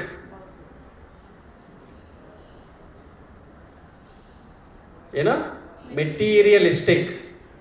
ಆ ವರ್ಡ್ ಏನಕ್ಕೆ ಹೇಳ್ತಾ ಇದ್ದೀನಿ ಅಂದರೆ ನಿಮ್ಗೆ ಅರ್ಥ ಮಾಡ್ಕೋಬೇಕು ಅಂದರೆ ಅದೇನು ಅಂತ ಆ ವರ್ಡಲ್ಲೇ ಇದೆ. ಮೆಟೀರಿಯಲಿಸ್ಟಿಕ್ ಅಂದರೆ ಏನು? Physical, which is related to matter. Physical ಅಥವಾ ಮ್ಯಾಟರ್. ಮೆಟೀರಿಯಲಿಸ್ಟಿಕ್ ಅಂದರೆ ಏನು ಹೇಳಿ? ಮ್ಯಾಟರ್ಗೆ ರಿಲೇಟೆಡ್ ಆಗಿರೋವಂಥದ್ದು, ಭೌತಿಕ ಆಗಿರೋವಂಥದ್ದು. ಯಾವುದನ್ನು ನಾವು ನೋಡಿ ಮುಟ್ಟಿ ಕೇಳಿಸ್ಕೊಂಡು ಈ ರೀತಿ ನಾವು ಅದರ ಬಗ್ಗೆ ತಿಳ್ಕೊಳ್ಳೋಕ್ಕೆ ಸಾಧ್ಯವಾಗಿರುವಂಥದ್ದು ಪಂಚಭೂತಗಳು. ಇದರಿಂದ ಆಗಿರುವಂತಹ ಈ ಒಂದು ಪ್ರಪಂಚ, ಈ ಒಂದು ಭೌತಿಕ ಪ್ರಪಂಚ, ಅದಕ್ಕೆ ಇದು ಮೆಟೀರಿಯಲ್ ವರ್ಲ್ಡ್, ಭೌತಿಕ ಪ್ರಪಂಚ. ಮೆಟೀರಿಯಲ್ ವರ್ಲ್ಡ್ ಅಂದರೆ ಮ್ಯಾಟರ್ ಇಂದ ಆಗಿರೋದು ಈ ಒಂದು ವರ್ಲ್ಡ್. ಟ್ಯಾಂಜಬಲ್, ವಸ್ತುಗಳಿಂದ ಆಗಿರುವಂಥದ್ದು ಈ ಒಂದು ಪ್ರಪಂಚ. ಅದಕ್ಕೆ ಇದು ಭೌತಿಕ ಪ್ರಪಂಚ, ಲೌಕಿಕವಾಗಿರುವಂಥದ್ದು. ಇದು ಬಿಟ್ಟು ಇನ್ನೊಂದಿದೆ, ಅದೇನದು? ಅಲೌಕಿಕ. ಅದು ಟ್ರಾನ್ಸೆಂಡೆಂಟಲ್. ಟ್ರಾನ್ಸೆಂಡೆಂಟಲ್ ಅಂದರೆ ದಿವ್ಯವಾಗಿರುವಂಥದ್ದು. ಅದು ಮ್ಯಾಟರಿಂದ ಆಗಿಲ್ಲ. ಆ ಒಂದು ಸಬ್ಜೆಕ್ಟ್ ಮ್ಯಾಟ್ರು ಅಷ್ಟೇ ಮ್ಯಾಟ್ರಿಂದ ಆಗಿಲ್ಲ. ಆ ಒಂದು ವರ್ಲ್ಡೂ ಅಷ್ಟೇ ಮ್ಯಾಟ್ರಿಂದ, ವಸ್ತುವಿನಿಂದ ಆಗಿರುವಂಥದ್ದು ಆಧ್ಯಾತ್ಮಿಕ ಲೋಕ ಅಲ್ಲ. ಪಂಚಭೂತಗಳಿಂದ ಆಧ್ಯಾತ್ಮಿಕ ಲೋಕ ಆಗಿಲ್ಲ. ಸೊ ಇದರಿಂದ ಆಗಿರುವಂತಹ ನಾವು ಇಂಥ ದೇಹನ ಇಟ್ಕೊಂಡು ಅಲೌಕಿಕವಾಗಿರುವಂಥ ಕೃಷ್ಣನ ನಾವು ಆ್ಯಕ್ಚುಲಿ ಅರ್ಥ ಮಾಡ್ಕೊಳ್ಳೋದಕ್ಕೆ ಹೋಗ್ತಾ ಇದ್ದೀವಿ. ಅದು ಅಷ್ಟು ಸುಲಭವಾಗಿ ನಮಗೆ ನಮ್ಮ ಇಂದ್ರಿಯಗಳಿಂದ ಆಗದೇ ಇಲ್ಲ ಅನ್ನೋದಕ್ಕೆ ಇದೇನೇ ಉದಾಹರಣೆ.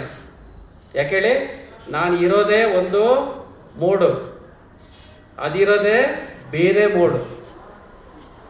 ಅವೆರಡು ನಮ್ಗೆ ಅರ್ಥ ಆಗದೇ ಇಲ್ಲ. ನಾನು ನನ್ನ ದೇಹ, ನನ್ನ ಬುದ್ಧಿ ಇವೆಲ್ಲನೂ ಏನೋ ಭೌತಿಕ ವಸ್ತುಗಳಿಂದ ಆಗಿರುವಂಥದ್ದು. ಆದರೆ ಭಗವಂತನ ಅವನ ಒಂದು ಸಾಮ್ರಾಜ್ಯ, ಅವನಿರುವಂಥ ಒಂದು ಆಸ್ಥಾನ, ಅವನು ಇವೆಲ್ಲನೂ ಏನೋ ಅಲೌಕಿಕ, ಟ್ರಾನ್ಸೆಂಡೆಂಟಲ್, ದಿವ್ಯವಾಗಿರುವಂಥದ್ದು. ಸೊ ಅವನು ಹಿಡ್ಕೊಂಡಿರೋಂಥ ಶಂಖನೋ ಏನೋ ಟ್ರಾನ್ಸೆಂಡೆಂಟಲ್, ಅಲೌಕಿಕವಾಗಿರುವಂಥದ್ದು. ಅವನ ಜೊತೆ ಇರುವಂಥ ಅವನ ಭಕ್ತ ಅರ್ಜುನ, ಅವನು ಹಿಡ್ಕೊಂಡಿರೋ ಶಂಖನೋ ಏನೋ ಅಲೌಕಿಕ. ಹೇಗೆ? ಒಂದು ಬೆಂಕಿ ಹತ್ರ, ಒಂದು ಕಬಣ ಹತ್ರ ಬಂದ್ರೂ ಏನಾಗತ್ತೆ ಹೇಳಿ? ಬೆಂಕಿಯ ಒಂದು ಕಾವು ಕಬಣಕ್ಕೂ ಬರುತ್ತೆ. ಅದರ ಒಂದು ಗುಣಲಕ್ಷಣ ಇದಕ್ಕೆ ಬರುತ್ತೆ. ಸೊ ಅದೇ ರೀತಿ ನಾವು ಯಾವಾಗ ಅಲೌಕಿಕವಾಗಿರುವಂಥ ಭಗವಂತನ ಜೊತೆ ಸಂಘವನ್ನ ಮಾಡ್ತೀವಿ, ಆ ಒಂದು ಅಲೌಕಿಕತೆ ಅವನ ಭಕ್ತರಲ್ಲೂ ಬರುತ್ತೆ. ಇದು ಅಂತಹ ಒಂದು ಅತ್ಯಂತ ಮುಖ್ಯವಾಗಿರೋಂಥ ಒಂದು ಇದು ಘಟ್ಟ. ನಾವು ಸುಮ್ಮನೆ ಏನೋ ಭಗವದ್ಗೀತೆ ಓದ್ತಾ ಇದ್ದೀವಿ, ಕೃಷ್ಣನ ಬಗ್ಗೆ ಕೇಳ್ತಾ ಇದ್ದೀವಿ ಅಂತಲ್ಲ. ಆ ಒಂದು ಪದ ಇದೆಯಲ್ಲ, ಕೃಷ್ಣ ಎನ್ನುವಂಥ ಒಂದು ಪದನೇ ಅಲೌಕಿಕ. ಅದು ಮೆಟೀರಿಯಲ್ ಸೌಂಡೇ ಅಲ್ಲ, ಅದು ಆಧ್ಯಾತ್ಮಿಕ ವೈಬ್ರೇಷನ್. ನಾವು ಅದನ್ನು ಹೇಳಿದಾಗ ನಮ್ಮಲ್ಲಿರೋವಂಥ ಎಲ್ಲ ಕಲ್ಮಶಗಳು ನಾಶ ಆಗುತ್ತೆ. ನಾವು ಕರ್ಮದ ಬಗ್ಗೆ ಕ್ಲಾಸನ್ನ ಗಂಟೆಗಟ್ಟಲೆಗೆ ಅರ್ಥ ಮಾಡ್ಕೊಂಡ್ವಿ, ಯಾವುದು ತಾನೆ? ಅಂಥ ಒಂದು ಕರ್ಮದ ಒಂದು ಕಲ್ಮಶಗಳು ಭಗವಂತನ ಒಂದೇ ಒಂದು ನಾಮನ ಹೇಳೋದ್ರಿಂದ ಏನಾಗುತ್ತೆ? ನಾಶ ಆಗೋಗುತ್ತೆ. ಅದು ಅಷ್ಟೊಂದು ಪವರ್ಫುಲ್ಲು, ದಿ ಮೋಸ್ಟ್ ಪವರ್ಫುಲ್. ಯಾವಾಗ? ಈ ಒಂದು ಕಲಿಯುಗದಲ್ಲಿ ಭಗವಂತ ಅದರಲ್ಲಿ ಎಲ್ಲ ಪವರನ್ನ ತುಂಬಿಸಿ ಅವರು ಇಟ್ಟಿದ್ದಾರೆ. ಸೊ ಅದಕ್ಕೋಸ್ಕರ ಅದು ಅಲೌಕಿಕ. ನಾವೆಲ್ಲ ಹಂಗೆ ಅನ್ಕೊಂಡು, ನಾನು ಏನೇನೋ ಮಾಡಿದ್ದೀನಿ, ನಾನು ಏನೇನೋ ಒಳ್ಳೇದು ಮಾಡಿದ್ದೀನಿ, ಕೆಟ್ಟದ್ದು ಮಾಡಿದ್ದೀನಿ, ಎಷ್ಟೋ ಜನ್ಮಗಳನ್ನು ಎತ್ತಿದ್ದೀನಿ, ನನಗೆ ಗೊತ್ತಿಲ್ಲ, ಲೆಕ್ಕ ಹಾಕೋದಕ್ಕೆ ಆಗಲ್ಲ. ಪ್ರತಿಯೊಬ್ಬರದೂ ಅಷ್ಟೆಲ್ಲ ಮಾಡಿದ್ದೀನಿ. ಇಷ್ಟೆಲ್ಲನೂ ಭಗವಂತನಿಗೆ ನಾನು ಸರೆಂಡರ್ ಆದರೂ ಹೋಗ್ಬಿಡುತ್ತಾ? ಹೋಗುತ್ತೆ. ಏನಕ್ಕೆ? ನಾವು ಹೇಳುವಂಥ ಆ ಒಂದು ಪರ್ಸನಾಲಿಟಿ ಅಲ್ಲಿ ಯಾರಿದ್ದಾರೆ? ಅವ್ರು ಯಾರು? ಅಲೌಕಿಕ, ಟ್ರಾನ್ಸೆಂಡೆಂಟಲ್, ನಮ್ಮ ಲೆಕ್ಕಾಚಾರಕ್ಕೆ ಸಿಗೋವಂಥವ್ರಲ್ಲ. ಅವನ ಹೆಸರನ್ನು ಸಹ ನಾವು ಲೆಕ್ಕ ಹಾಕಿ ಇದು ಹಿಂಗೆ ಅಂತ ಹೇಳುವಂಥದ್ದಲ್ಲ. ಅದು ಅದರ ಒಂದು ಪವರ್ ಏನಿದೆ, ಒಂದೇ ಒಂದು ನಿಮಿಷದಲ್ಲೇ ಎಲ್ಲನೂ ಬಂದ್ ಮಾಡೋಷ್ಟು ಪವರ್ ಇರೋವಂಥದ್ದು ಭಗವಂತನ ನಾಮ, ಭಗವಂತನ ಒಂದು ರೂಪ, ಗುಣ, ಇವೆಲ್ಲ. ಸೊ ಅದಕ್ಕೋಸ್ಕರನೇ ಅವನ ನಾಮವನ್ನು ಹೇಳಿದ್ರೆ ಸಾಕು, ಆಟೋಮೆಟಿಕ್ಕಾಗಿ ಚೇಂಜು ಆಗುತ್ತೆ. ಸೊ ಈ ಒಂದು ಶ್ಲೋಕದಲ್ಲಿ ನೀವು ನೆನ್ಪಿಟ್ಕೋಬೇಕಾಗಿರೋದು, ಕೃಷ್ಣ ಓದ್ತಾ ಇರೋಂಥ ಶ್ಲೋಕ ಏನು? ಅಲೌಕಿಕ. ಕೃಷ್ಣ ಎಲ್ಲಿರ್ತಾನ ಅಲ್ಲಿ ಯಾರಿರ್ತಾರೆ? ಭಾಗ್ಯ ದೇವತೆ ಆದಂತಹ ಲಕ್ಷ್ಮೀ ದೇವಿ ಇರ್ತಾರೆ. ಅವರು ಎಲ್ಲಿರ್ತಾರೋ ವಿಜಯ ಅನ್ನೋದು ಅಲ್ಲೇನೆ ಬರೋದು. ಇಲ್ಲಿ 7 ಇರ್ಬೋದು, ಅಲ್ಲಿ 11 ಇರ್ಬೋದು. ಕಂಪೇರ್ ಮಾಡೋದಕ್ಕೆ ಮೆಟೀರಿಯಲ್ ನೀವು ಕಂಪೇರ್ ಮಾಡಿದ್ರೆ ಇಲ್ಲಿ 7, ಅಲ್ಲಿ 11 ಇರ್ಬೋದು. ಸಿಗೋದು ಯಾರಿಗೆ? ಇವ್ರಿಗೇನೆ. ಸೊ ಯಾಕೆ ಇದು ಅಲೌಕಿಕ. ಸೊ ಮುಂದಿನ ಶ್ಲೋಕ ಫೇಮಸ್ ಶ್ಲೋಕ, ನಾವೆಲ್ಲರೂ ಮುಂದಿನ ವಾರಕ್ಕೆ ಬಾಯಾಟ್ ಮಾಡಬೇಕಾಗಿರುವಂಥ ಶ್ಲೋಕ ನಂಬರ್ 15. ಪಾಂಚಜನ್ಯಂ ಋಷಿಕೇಶೋ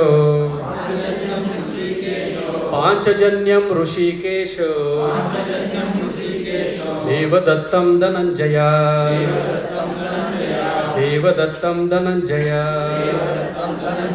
ಪೌಂಡ್ರಂ ದದ್ಮೌ ಮಹಾಶಂಕಂ ಭೀಮಕರ್ಮಾವೃಕೋದರಃ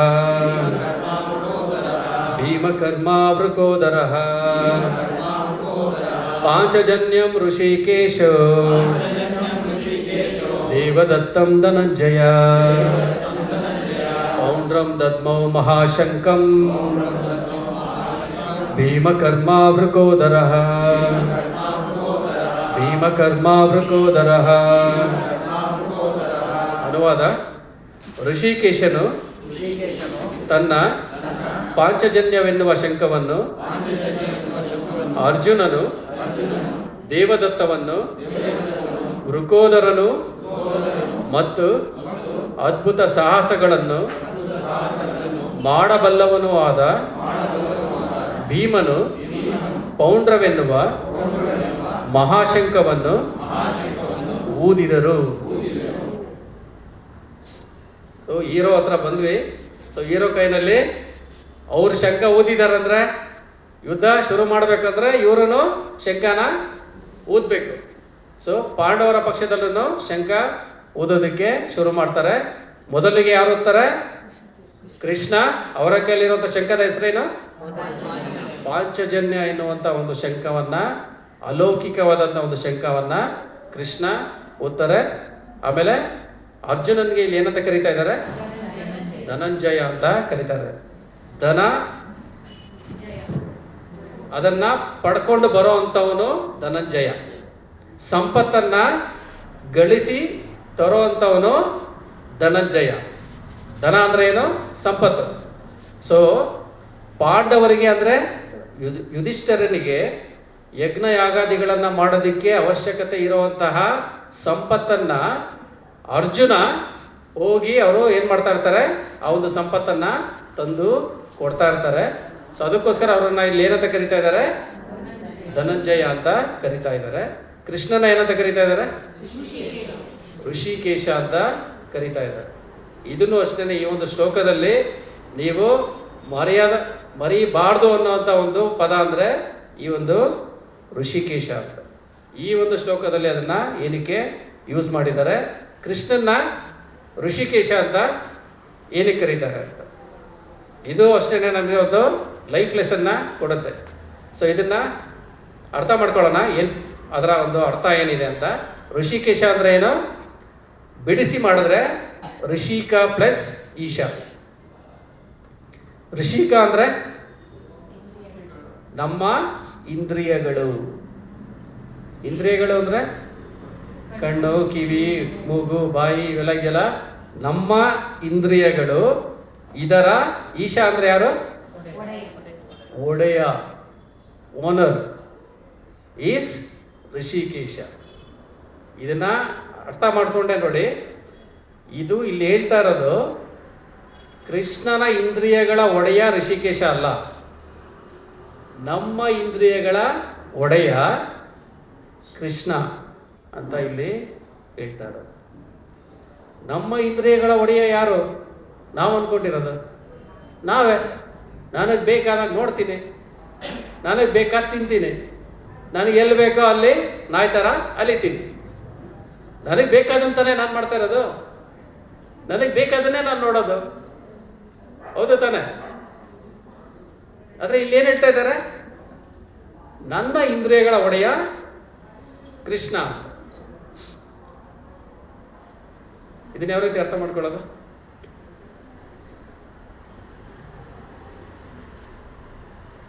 ಅವನಿಂದ ನಾವು ಜಗತ್ತನ್ನು ಅನುಭವಿಸ್ತಾ ಇದ್ದೀವಿ.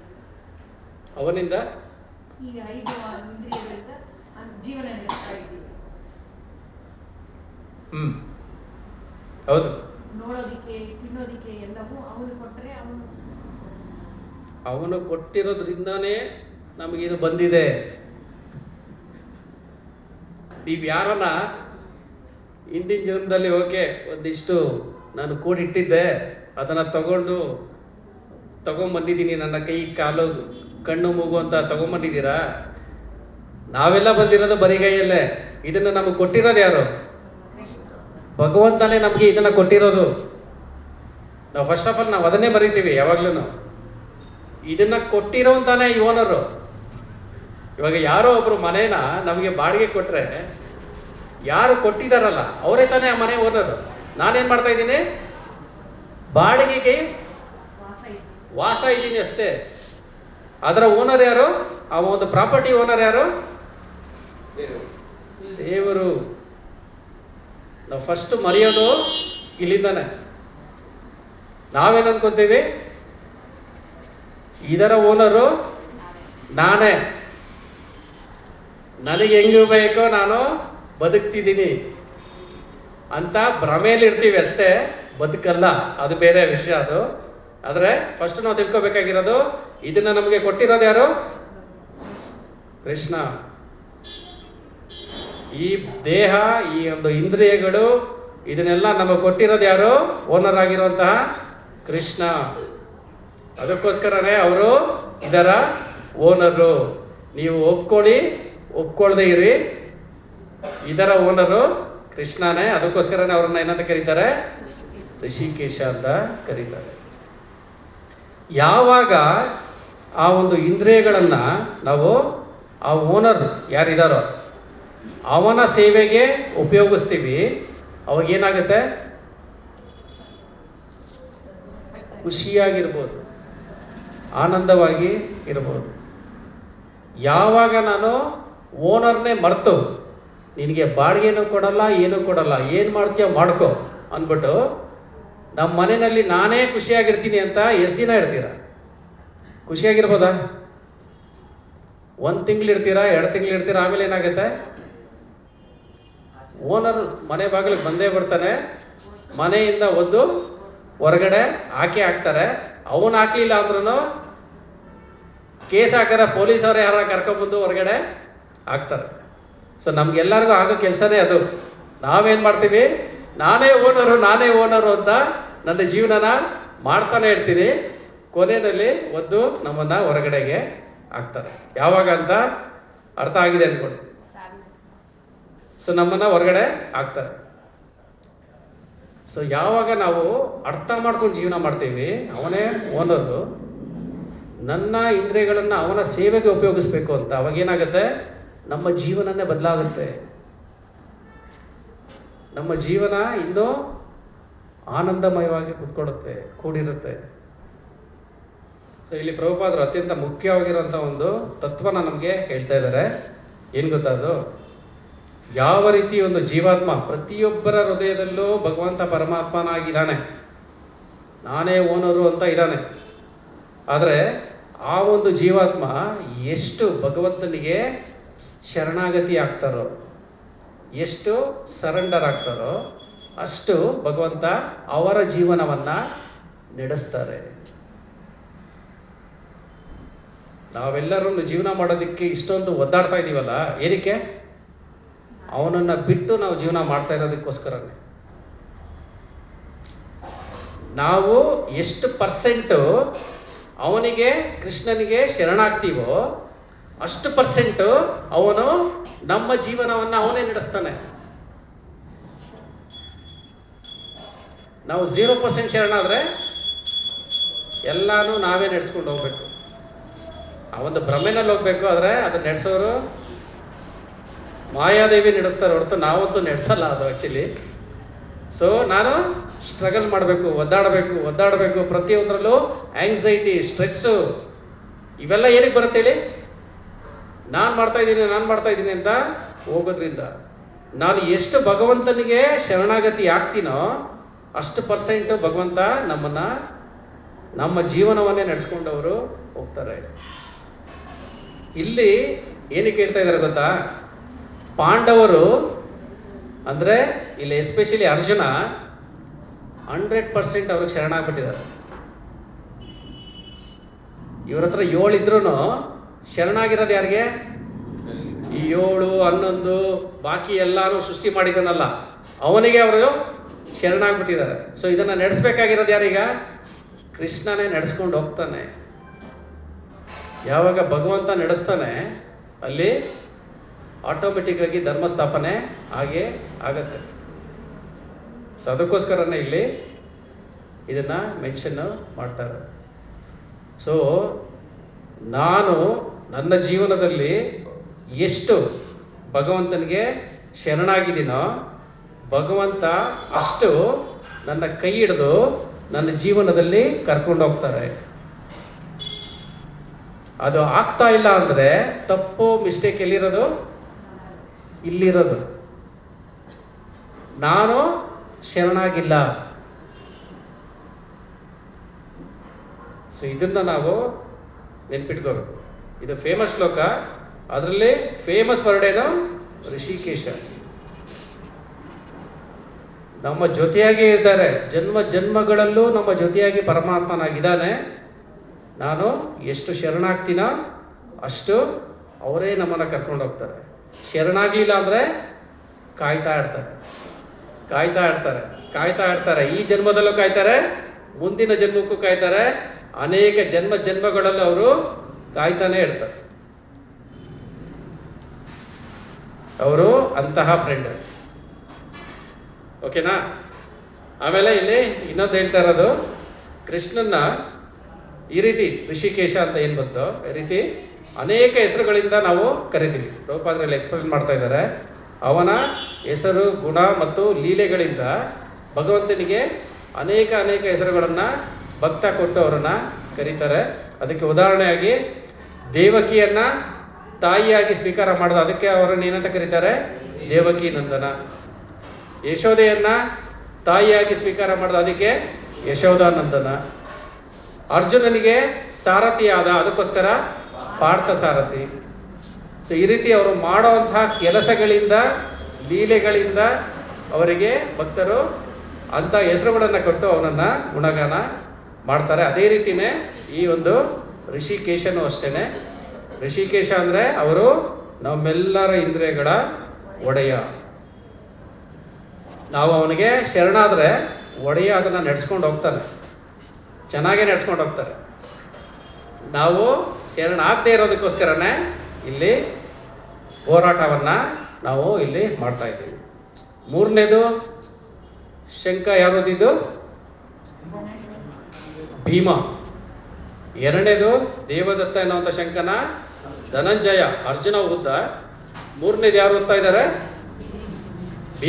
ಭೀಮವನ್ನ ಇಲ್ಲಿ ಏನಂತ ಕರೀತಾ ಇದ್ದಾರೆ? ಋಕೋದರ ಅಂತ ಕರೀತಾ ಇದ್ದಾರೆ. ಅದ್ರ ಹಿಂದೆಗಡೆ ಏನಿದೆ? ಭೀಮಕರ್ಮ ಅಂದ್ರೆ ಆ ಥರ ಭಯಂಕರವಾದಂತಹ ಸಾಹಸಗಳನ್ನ ಮಾಡುವಂಥವನು ಋಕೋದರ. ಅರ್ಥ ಆಯ್ತಾ? ಇಲ್ಲೇನಪ್ಪ ಭೀಮನೂ ಇದೆ ಋಕೋದರನೂ ಇದೆ ಅಂತ ಕನ್ಫ್ಯೂಸ್ ಆಗಬೇಡಿ. ಇಲ್ಲಿ ಭೀಮಕರ್ಮ ಅಂದರೆ ಮಹಾ ಅಥವಾ ಭಯಂಕರವಾದಂಥ ಒಂದು ಸಾಹಸಗಳನ್ನು ಮಾಡುವಂಥವನನ್ನ ಭೀಮಕರ್ಮ ಅಂತ ಹೇಳ್ತಾರದು. ಅಂಥ ಕೆಲಸವನ್ನು ಮಾಡೋವಂಥವ್ನು ಯಾರು? ಋಕೋದರ. ಅವರು ಯಾವ ಒಂದು ಶಂಕನ ಓದ್ತಾ ಇದ್ದಾರೆ?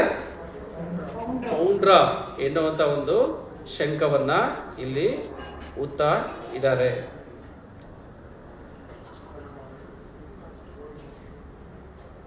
ಸೊ ಇಷ್ಟು ಈ ಒಂದು ಶ್ಲೋಕದಲ್ಲಿ ನಾವು ತಿಳ್ಕೊಬೋದು. ಸೊ ಇಲ್ಲಿ ನೀವು ಮುಖ್ಯವಾಗಿ ಒಂದು ಟೇಕ್ ಅವೇ ಅಂತ ಈ ಒಂದು ಕ್ಲಾಸಿಂದ ತಿಳ್ಕೋಬೇಕು, ಕೆಲವೊಂದು ಪಾಯಿಂಟ್ಸ್ನ ನೆನ್ಪಿಟ್ಕೋಬೇಕು ಅಂದರೆ ಏನೇನನ್ನು ಇಟ್ಕೋಬೋದು? ಋಷಿಕೇಶ, ಪಾಂಚಜನ್ಯ, ಅಲೌಕಿಕ, ಲೌಕಿಕ, ಅಲೌಕಿಕ, ಅದನ್ನು ನೆನ್ಪಿಟ್ಕೊಳ್ಳಿ. ಮೇಯ್ನಾಗಿ ಋಷಿಕೇಶ ಅಂದ್ರೆ ಏನು? ನನ್ನ ಇಂದ್ರಿಯಗಳು, ನಾನು ಎಷ್ಟು ಶರಣಾಗ್ತೀನೋ ಭಗವಂತ ನನ್ನ ಜೀವನವನ್ನು ಅಷ್ಟು ನಡೆಸ್ತಾನೆ. ಸೊ ನಾನು ನನ್ನ ಜೀವನದಲ್ಲಿ ಭಗವಂತ ನಡೆಸ್ತಾ ಇಲ್ಲ ಅಂದರೆ ನಾನು ಶರಣಾಗಿಲ್ಲ. ಇದನ್ನು ನಾವು ನೆನಪು ಇಟ್ಕೋಬೇಕು. ಆಮೇಲೆ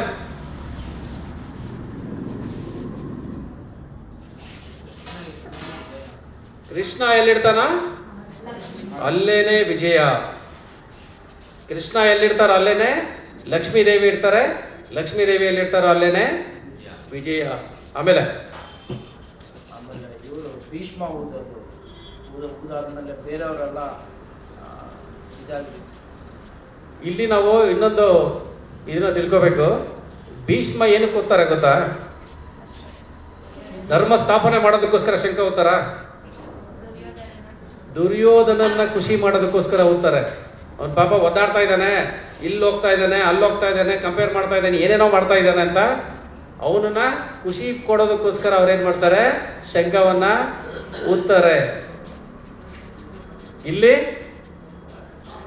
ಪಾಂಡವರು ಓದಿದ್ದು ಧರ್ಮ ಸ್ಥಾಪನೆಗೋಸ್ಕರ ಅವರು ಶಂಖವನ್ನು ಊದ್ತಾರೆ. ಸೊ ಇಲ್ಲಿ ಭೀಷ್ಮಾಚಾರ್ಯರು ನೀವು ಆ್ಯಕ್ಚುಲಿ ನೋಡಿದ್ರೆ ಆ ಒಂದು ರಣರಂಗದಲ್ಲಿ ಉಪಸ್ಥಿತ ಇರುವಂಥ ಎಲ್ಲರಿಗಿಂತ ಪರಾಕ್ರಮಿಯಾಗಿರುವಂಥವ್ರು ಯಾರು? ಭೀಷ್ಮಾಚಾರ್ಯರು. ಆ್ಯಕ್ಚುಲಾಗಿ ಎಲ್ಲರಿಗಿಂತ ಹಿರಿಯರಾಗಿರೋಂಥವ್ರು ಯಾರು? ಭೀಷ್ಮಾಚಾರ್ಯರು. ಆದರೆ ಅವರು ಏನು ಮಾಡ್ತಾ ಇದ್ದಾರೆ ಇಲ್ಲಿ? ದುರ್ಯೋಧನ ಪಕ್ಷವನ್ನು ಸೇರಿ ಅವರು ಯುದ್ಧವನ್ನು ಮಾಡ್ತಾ ಇದ್ದಾರೆ. ಸೊ ಇಲ್ಲಿ ನಮಗೆ ಭಗವಂತ ನಮಗೆ ಎಕ್ಸಾಂಪಲ್ ಆಗಿ ತೋರಿಸ್ತಾ ಇದ್ದಾರೆ.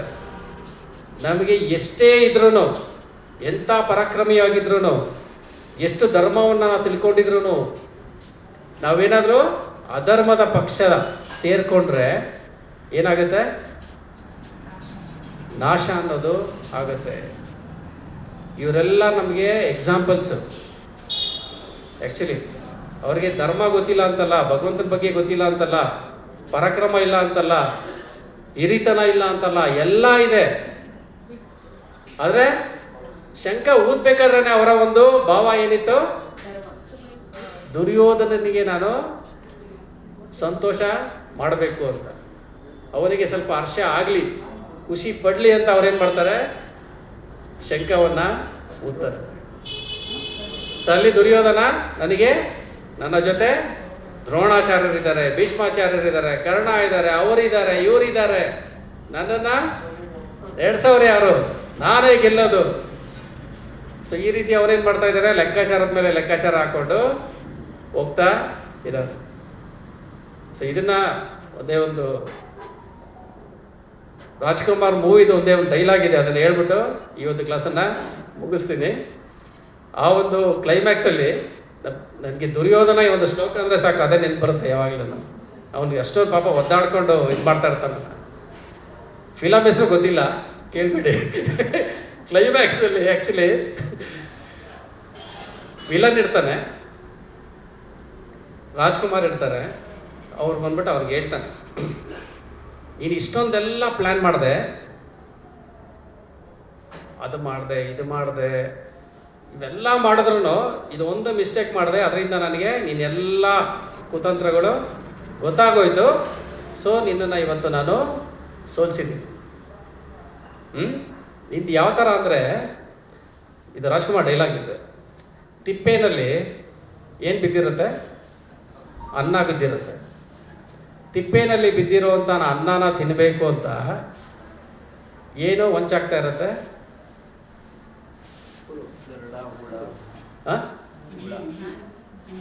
ಒಂದು ಕೀಟ. ಯೂಶಲಿ ತಿಪ್ಪೆನಲ್ಲಿ ಬಿದ್ದಿರೋಂಥ ಅನ್ನದ ಮೇಲೆ ಏನಿರುತ್ತೆ? ನೊಣ ಇರುತ್ತೆ. ಅದು ತಿನ್ನಬೇಕು ಅಂತ ಪಾಪ ಅದು ಒದ್ದಾಡ್ತಾ ಇರುತ್ತೆ, ಕೂತಿರುತ್ತೆ ಅದ್ರ ಮೇಲ್ಗಡೆ, ನಾನು ಇವತ್ತು ಅದನ್ನು ತಿಂತೀನಿ ಅಂತ. ಸೊ ಆ ಒಂದು ನೊಣನ ತಿನ್ನೋದಕ್ಕೆ ಅದ್ರ ಹಿಂದೆಗಡೆ ಯಾರಿರ್ತಾರೆ? ಕಪ್ಪೆ ನಾಲ್ಗೆ ಬಿಟ್ಕೊಂಡು ಕಾಯ್ತಾ ಇರುತ್ತೆ.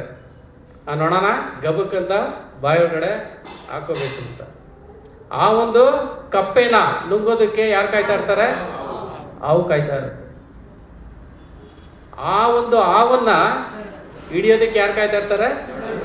ಗರುಡ ಕಾಯ್ತಾ ಇರ್ತಾನೆ.